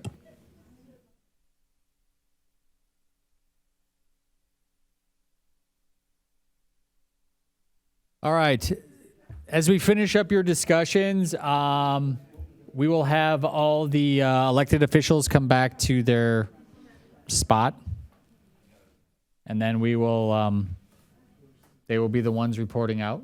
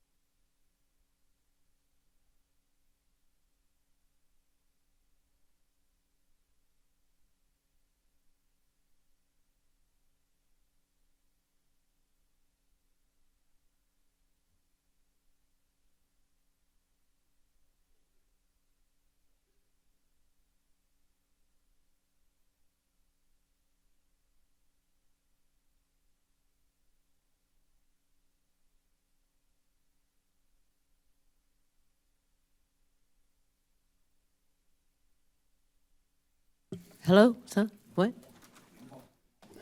You need to officially call us back from our recess. Oh, okay. I'm calling back the committee of the whole into session from recess. So can I get a motion to do that? So moved. Second. All right, it's done. All right. So first of all, I appreciate the speed conversation. Nothing like a little timed conversation to get everybody talking. So what I'd like for us to do now is at each table, there was 2 elected officials. And so if one of you maybe wants to take the lead and report out on the what your group talked about. And so we'll take this kind of question by question. So it could be really easy. Obviously, the first question. So I'll start over here at this table. So 1 and 2. So whoever would like to speak. The first question was: is the time frame, the next set of time frame, is that still something you want to look? Is that the time frame you want to do your strategic planning update for? So we discussed extending the time frame to December 2025 because it usually takes a new group of city council members a little bit of time to get up to speed. And of course, they could always change it too. Sure. So yeah. So the consideration is let's do another 2-year approach through the end of 25. All right. Next group, Ward 3 and the mayor. Anybody want to speak on the first question, which was time frame? Through December 2025. Oh, okay. Awesome. Like-minded. Great. Oh, we didn't think about that, but that's, but we like it. Okay. We stuck with the May 2025 with the caveat of the month before wrapping it up and then May doing the final report out. So December 2025, but November wrapping things up and then December doing the report out. Okay. So whatever time frame you're picking that you decide on, having a wrap up about a month beforehand, and then kind of having a final report as you move in that. Okay. And then the last group, Ward 6 and 7. We did discuss doing a 2-year, but we lean towards the May 2025. Okay. So I guess I don't know if we have to any discussion on that. Do we want to continue to look for a 2-year period, or do we really want to potentially try to narrow our focus to that May area? I'll open the floor. I don't. Oh. Go ahead. Did we come into the tail end of other goals? Yes. Yeah, I don't think we started this until in November ourselves, actually. So, and it went up through all December because I remember I was angry about about holidays time. So I don't think we even started this ourselves until November, December. And got this taken care of, and then we finished it in January, like early January. Will did the last thing of the strategic goal thing. And we developed a whole different framework and structure for it, which actually is working much better than anything we had in the past. It actually went into March. Or went to March, okay. Yeah, it was late March, early April before the final vote took place. So it took some time. And so, you know, like having something that cascades beyond your term would probably help the next group get their legs under them. Yeah, I think having a 2-year plan carrying you through 25, I think, is realistic. It seems like based on all the information I've read over the last 2 years, you guys have been very successful at moving forward on a lot of these items. So I don't think there's any, I mean, we just originally put that being that May date, but I think after just, you know, what you guys have proposed, I think that's fine. You know, you're right. I guess potential new elected officials could come in and nix it right away. But the reality of it is, most people come in. Is there a plan we're already working through? So I think that's up to you guys. But I think it's a good idea to just say let's just do another 2-year set of potential goals or potential action items and. I don't know how you guys want to do this. You guys, A consensus on that or something, or what? yeah, it's really up to you. Do we vote? Do we say aye or no? You could do a straw poll. Straw poll. Okay, all thumbs up if you want to keep it for December 2025 rather than May 2025. Okay, thumbs win. You have to say the number for Oh, straw poll. Okay, great. 1, 2, 9, 6, 7. 7 thumbs. 7 thumbs. All right. So the next question that I had your group discuss was a reflection on the process over the last 2 years. So I think it's one thing to look at what was on paper, which was your strategic areas, strategies, and action steps, but it's also the process. How was the process of carrying out these action items? So it was a reflection or a takeaway when you looked at the process, how reporting was done, communication was done. Was there anything that you saw that, even if you really liked, but also maybe is there any ideas to move forward? So I'll reverse it, and we'll start with this table over here. So Ward 6 and 7, was there any discussion points that you guys had around the process, maybe some areas that suggestions as you move forward into your next update? We did, thank you. We thought it might be nice to be a more collaborative process for the quarterly check-ins throughout that time period, where this one has been very much a one-way presentation from staff to council. Maybe a few questions, but it was a staff report, not even a discussion platform in the meetings when we got those updates. So we thought it would be great if there could be more of a discussion with council when we get those updates, and then also would be helpful for staff for them to discuss any changes or troubleshooting, because there have been some that we saw early on needed to be changed, or we needed to pivot or update this direction a little bit, but we didn't actually have the time to do that. So if we could maybe have a more of a collaborative process throughout, we thought that could be beneficial for council and staff to achieve some of these goals. Okay, thank you. Ward 4 and 5. Yeah, I think we said something similar if the quarterly updates are helpful, but if we could have it be more of a discussion.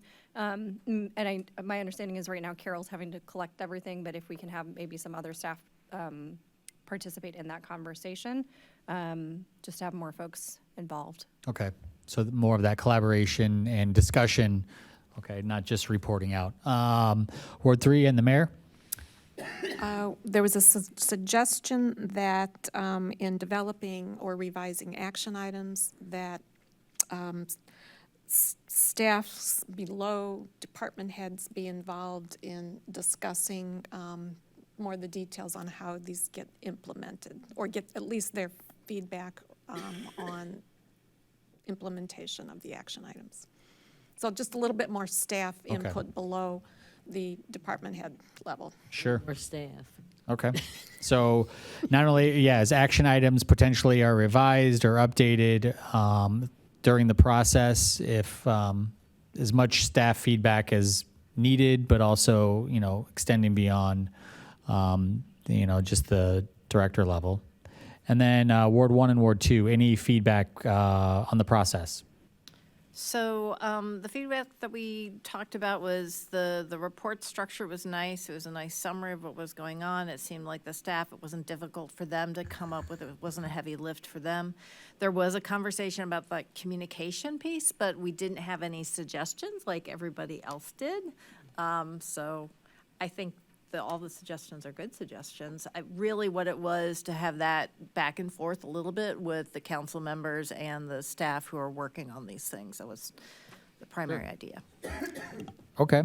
Yeah. So really, yeah, what I'm hearing is a little more of the collaboration, not only from elected officials to staff, but also different layers of the staff, and trying to find ways to have communication as you kind of go on those quarterly updates. So I think it's important to sometimes reflect on the process as much as the actual plan and the items as you check them off and as you work through the plan, making sure the process feels productive.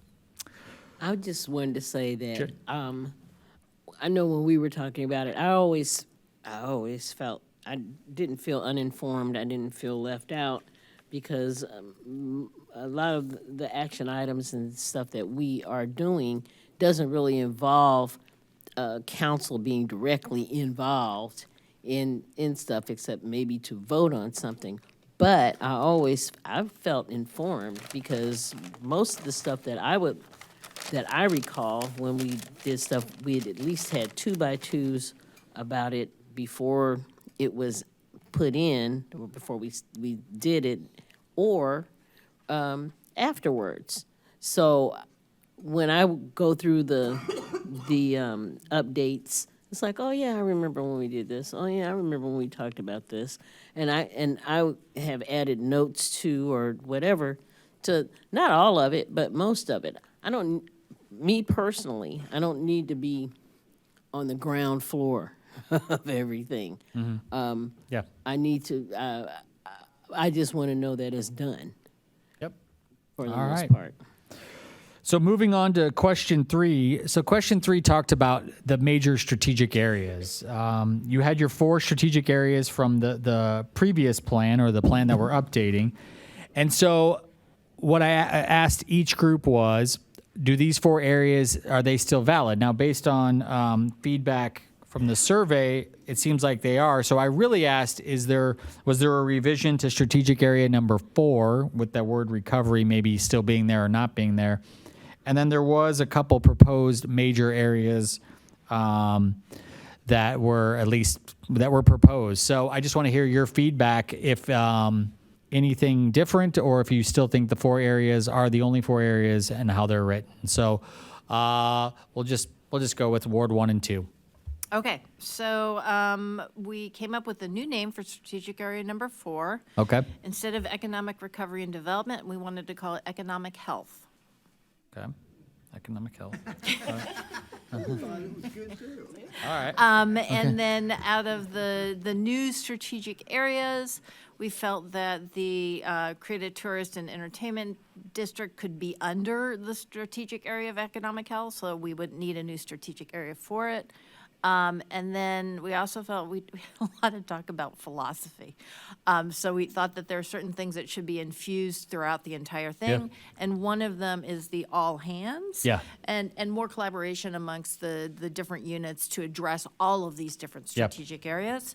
And then we do have in here for housing, we have equity, but we think that that should also be a philosophy throughout the whole. I think, and I remember that conversation from a couple of years ago. Equity, where did it fall and play? So yeah, so the tourist and entertainment district, I think if you're going to, that one might fall more as a strategy, potential strategy under your economic health proposal, and then that all hands approach, more of a philosophy along with the equity. So yeah, I appreciate that. We'll go with Ward 3 and the mayor. What was your table's discussion around these 4 areas and any proposed new ones? Turn on your mic. I like the idea of economic health. I think that's a I like great that, change. too. But we support keeping the 4, not adding any new strategic areas. Okay. All right. Ward 4 and Ward 5, what was your discussion around the 4 current areas and any other? We changed it from economic recovery to economic growth and development, but I also like economic health.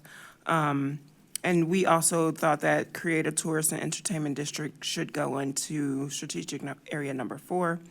And the all hands, like Mary Alice said, is sort of infused in all of them, but maybe even into housing, because a lot of it was about quality of life and safe living. But we could see it infused in all of it. And we did think that all the 4 areas were still valid. Okay, thank you. And then Ward 6 and Ward 7, what was your discussion around that question? So I think we can go along with the rename, because we talked about dropping the recovery item. And we +1, moving the tourist and entertainment district into that one, as not having a separate one. The all hands thing is a realization that if we have an action or a strategy that covers multiple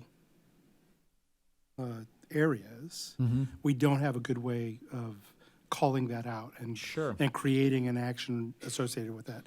And that led, and I'm going to say the equity thing again, that led to the memory of, we talked about equity being like throughout it, but by doing that, we've lost maybe some of the emphasis that we all wanted to have with that. So I think we would advocate for a way to like elevate those thematic goals that go through all of them and make sure there's a way to identify actions that go with those themes as opposed to creating new areas. Yeah, I appreciate that.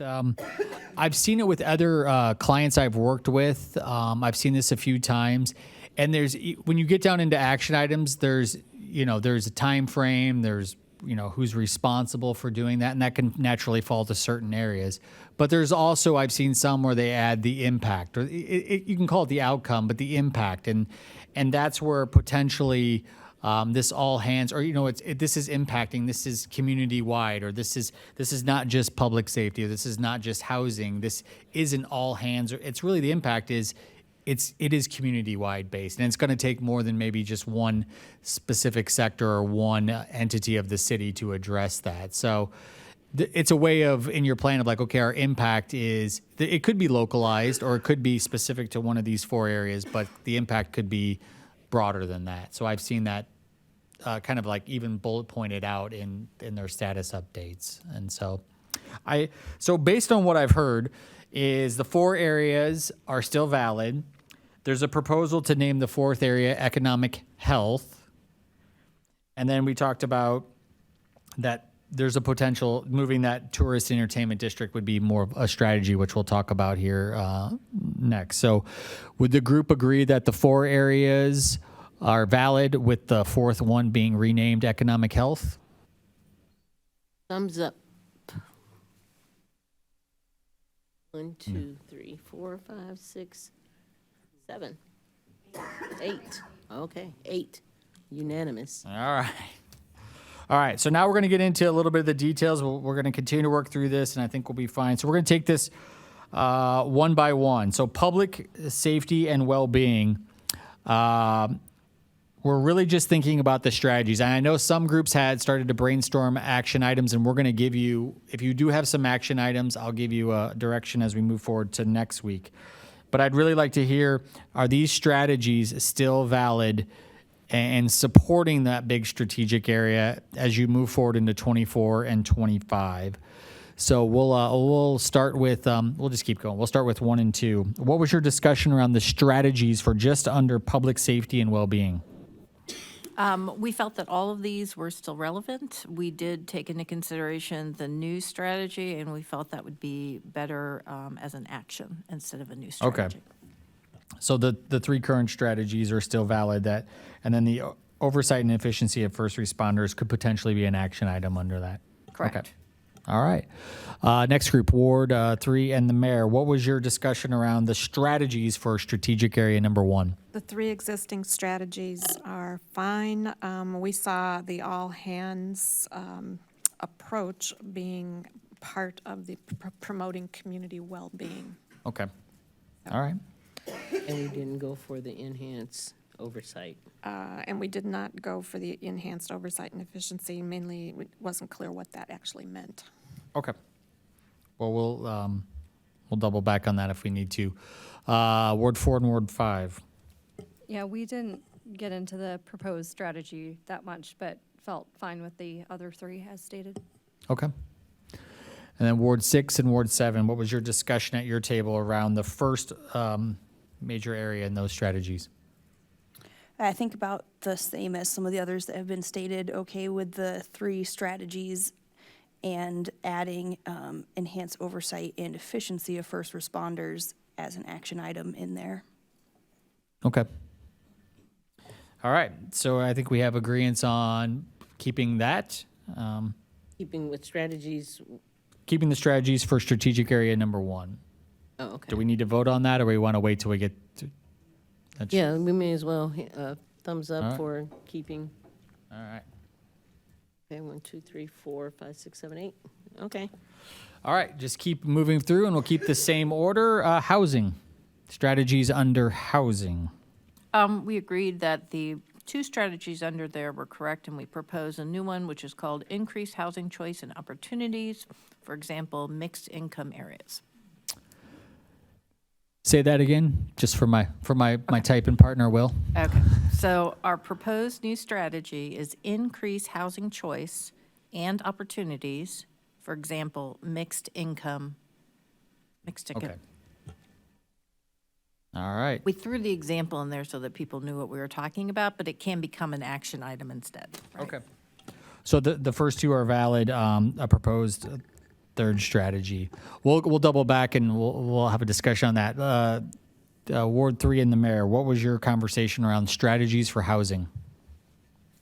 First 2 are fine. Interesting third choice there. I was going to say, yeah. And the 2 items listed under revised or proposed language actually are more of an action item once we started talking about them. Okay. So. Ward 4 and Ward 5? Pretty similar, actually, to Ward 3 and the mayor. Okay. I think we talked about the second, pursue incentives to residents. We liked that one because we like the idea of rehabbing old homes and filling versus building new. It could potentially go under improved housing quality, I think, or it could So be the something pursuing else. incentives to residents for rehabbing older houses, you propose that might be an action item. Okay. Yeah, but definitely worth noting. Okay. Yeah. I mean, that's getting a little detailed of improving the housing quality. I think that's. And then the last group here, Ward 6 and Ward 7, what was your conversation around those strategies for housing? Yeah, we were mostly similar, particularly what Ward 4 and 5 just suggested, that the incentives for rehabbing should be part of improving housing quality.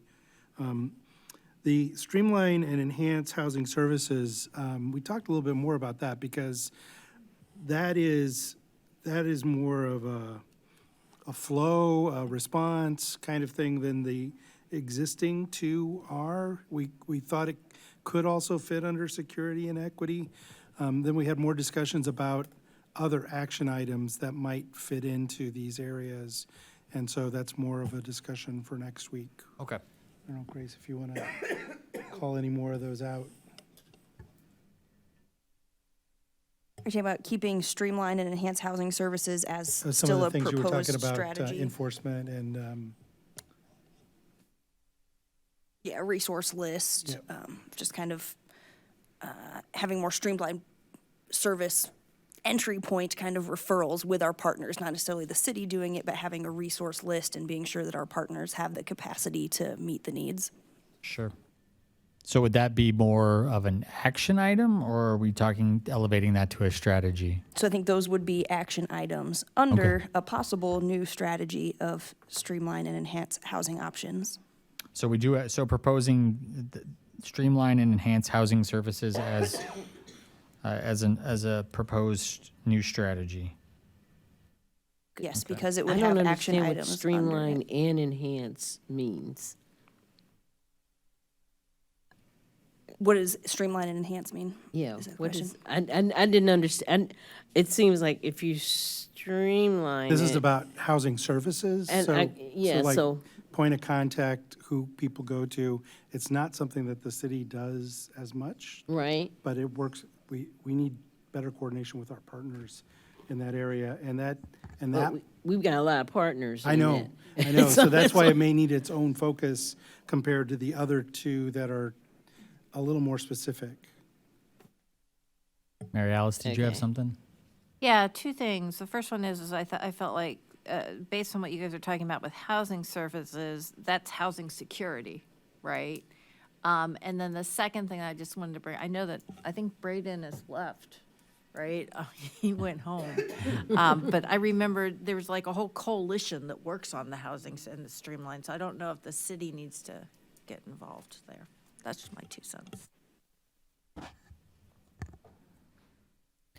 mean, if you want to hear more about it next week, we can. If you want to just nix it automatically tonight, that's fine too. I guess we'll go with what people decide. I have answers to those. I have responses to that and other ideas, but I don't think that right now is the time. So All you right. see it as an action item and to be discussed next week? Is that what you're saying? Yeah, let's. Okay. Or still potential new strategy. It could be an action item, but I'm saying that there would be action items under itself also. Well, I would say for next week is, and you're going to get a chance to expand on this and send information Will's way, which I'll let you know. So yeah, if you want to send those notes and propose, we can discuss that, I think, at the next meeting and decide if that's valid or if those fall under something. But I think for the sake of time, we'll leave those 2 proposed ones in there. And is that fine with the group? All right. So let's move on to infrastructure. Same order. Are we gonna vote? Oh yeah. Do Do you have to vote on? So what we're voting on is we're keeping the initial 2, and then there's potentially 2 new proposed ones. 2? 2, because Mary Alice and Chris had a proposed one. Housing choice and opportunity or Oh, something. that's right, okay. Yeah, I don't remember. Will would have to read it for me. Increasing housing choice and opportunities. I think they have For it. example, mixed income. So you guys have to decide if you want to kind of almost table that and say we agree with the 2 and the 2 potential proposed ones, or further discussion right now. I'd like to accept the 2 and talk about the other 2 next week with action items. Yeah. Because in talking about the action items, we may realize how to organize this. They could either stay. I agree too. They could either stay as like no, they stand alone, or you know what? As the more we talk about it, does it make sense in a different area? I agree. All right. So you guys Okay, are- those who just want to, if you just want to keep the 2, and we can talk about the other 2 later, or Yep, one. the proposed. Thumbs up for that. And it's 8, okay. 8 All right. thumbs. Moving on. All right. Strategic area number 3, infrastructure. We had 3 existing ones. So group 1. We accepted all 3, and we felt that the proposed one was an action item. Okay, thank you. Group 2, Ward 3 and Mayor. Except the first 3. Okay.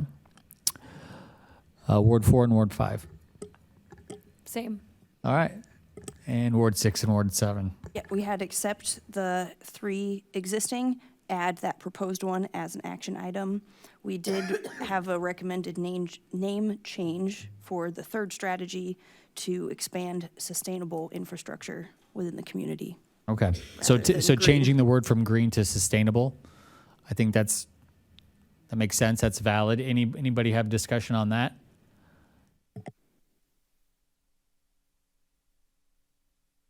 I guess I'd like to know why. Because it's more expansive than just saying green infrastructure.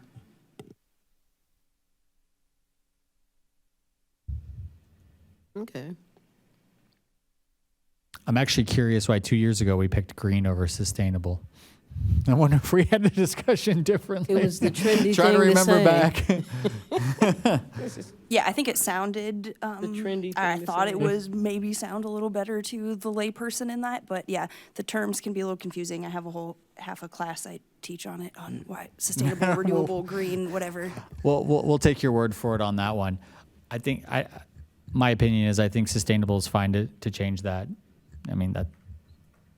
So when we do the straw poll, we're gonna do it first on the word sustainable, and then the three. Sure. Okay. So So, we can- okay, green, sustainable rather than green in all three categories, thumbs up. All right, 8 thumbs, thank you All very right. much. So moving to the last area, which is the new name is now economic health. We have 3 current strategies underneath that. So do you want to speak on that? We'll go the same order again. So we agreed with all 3 of them. We had 2 suggestions for the phrasing. The first one says support current local business. We just wanted to remove current so that we can do incubators and lots of different kinds of business. Okay. And then the second one was we wanted to completely change promote workforce development to enhance employment opportunities for Urbana residents. I like that. That was Carol. Enhance employment opportunities. For You said- Urbana residents, Why for Urbana residents? because we're the city of Urbana. No, So if I don't live in Urbana but I work here, I drive in, You work here. but I'd like to work here. We're not keeping you from Why not working just here. enhance employment opportunities? That's Just it's the leave it only. at that. I'm only saying this as the devil's advocate because when you put something when you specify, does that have that? Versus, I like the enhanced employment opportunities In Urbana, according to. in Shelby. Urbana. If you say in Urbana, yes, because we want you to work here, not necessarily the town over, but we don't necessarily need you to be a residence per se. Right. We'd like for you to be a residence, but that's not required. And I'm sure you guys do have people from surrounding communities that do come here and want to come here and work. So that's the, did you get that, Will? Enhance employment opportunities in Urbana. In Urbana. In Urbana. Rather than promote workforce development. Yep. That's the proposed. Group 2, did you have any discussion around that one, around those 3 strategies? Ward 3 and Mayor. Did we? I don't think we really did. Okay. We did talk about living wages, but that's an action item. I don't think we really. No, and we did, no, just the 3. Okay. And then our third group conversation? I think we like what Group 1 said. Yep. I know we talked about trades, but that sort of encompasses the new phrasing with. I think the employment opportunities, yeah. If you're talking about, maybe partnering with trades, different action items there. And then the last group, Ward 6 and Ward 7. I don't know, I think we're on board with, I like the sound of the changes. You okay with that? We did want to figure out how create a tourist and entertainment district fits into, which strategy it fits into, or whether it's part of a new strategy, because we moved it in there. I guess the only, my opinion looking at that, and I'll let anybody in the group speak of it, you're recruiting new businesses and industries. Is that different from tourist entertainment? No, there's I'm thinking of a place for the public realm study and the activation suggestions in that to live. And I think that's a little bit bigger than just recruiting new businesses and industries, because that requires the city to take some actions with infrastructure and activities. Mayor? Well, the thought that came to mind that's our downtown, the tourist and entertainment district. That's where a lot of the activities are now. Some of the, We're not questioning doing it. Yeah. Or But where it is. is it but now a is strategy is where you're own saying- strategy, Yeah, or is it, which one are we going to shoehorn it in under the 3 that are there? You know, I think like, I think it's its own, I think it has some differences from Well, those three. it's also an ongoing effort now, not just a council goal, but a general economic development goal of the city. So does it need to And we be? partner Is it already with happening? ECU You on know, that. Already you know, the Yeah. effort's already there, so does it need to be a separate council goal, is a question. I kind of think it does.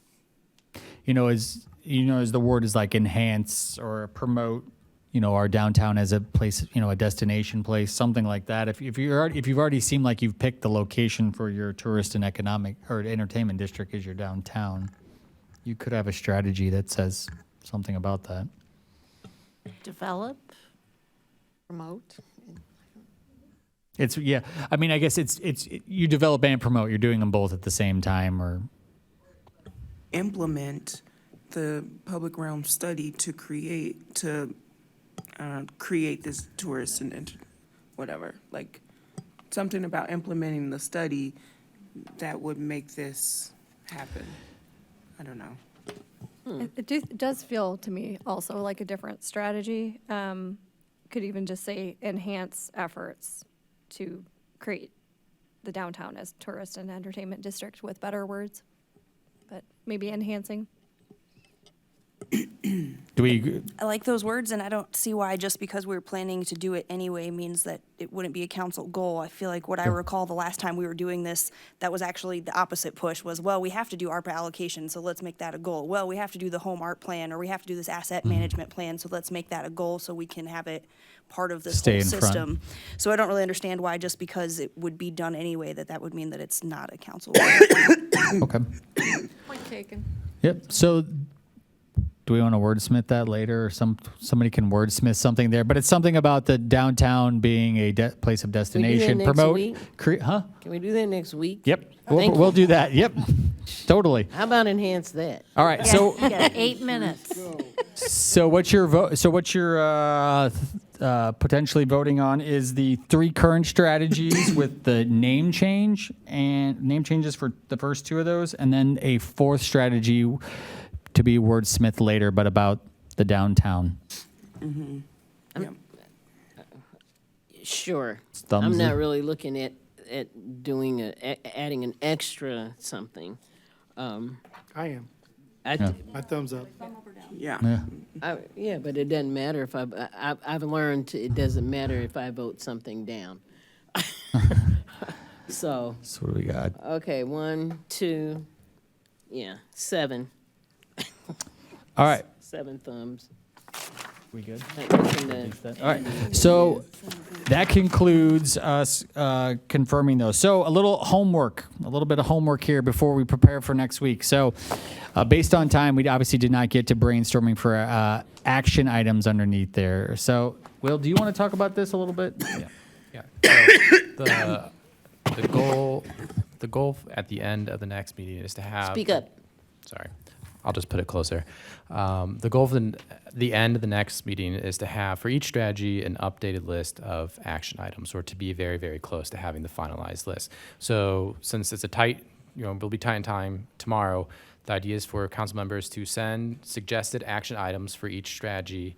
You can send them to me, and that way staff can preview them and look at them for the time-bound directive. They can look at them for measurability, realistic, whether or not we get the resources, so that we can come prepared to the meeting on Monday with a little bit more detail on those particular action item proposals.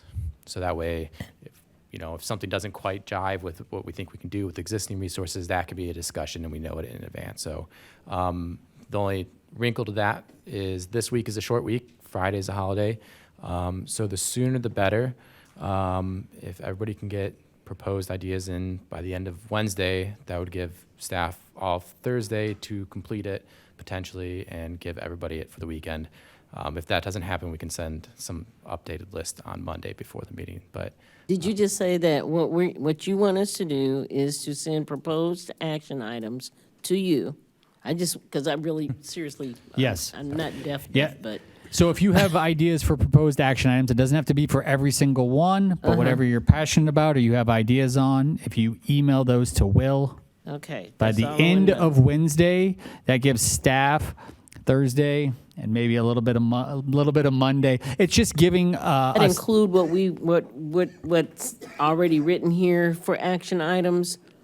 Or what do you mean? New stuff? You're talking about additional? The action items that you want to be in the updated council goals. So include the ones that you want to see. If you think something doesn't belong, don't include that. If you want to tweak something, include that. If you want a whole new action item, include that.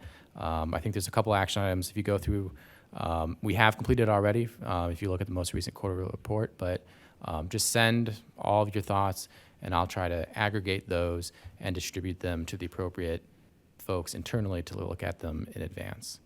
So just as a reminder, I know you guys have done this, but just a reminder, action items are the measurable things that you're going to do as a city that support the strategies we just talked about, which eventually support these major strategic areas. So, what are these actionable items that you can do? Again, we're looking for ideas. It will speed up the process. Next week, we're going to have a lot more time, or we're going to have a process where we can have discussions around these and eventually have hopefully a fair amount of consensus, so you have a good, at least draft that you can finalize moving forward. That's the goal. Okie doke. All right. That's all I have. I really appreciate you guys sticking around and putting the effort in. I'll let you guys formally close it. Anything else? Okay, with no further business, let's get out of here.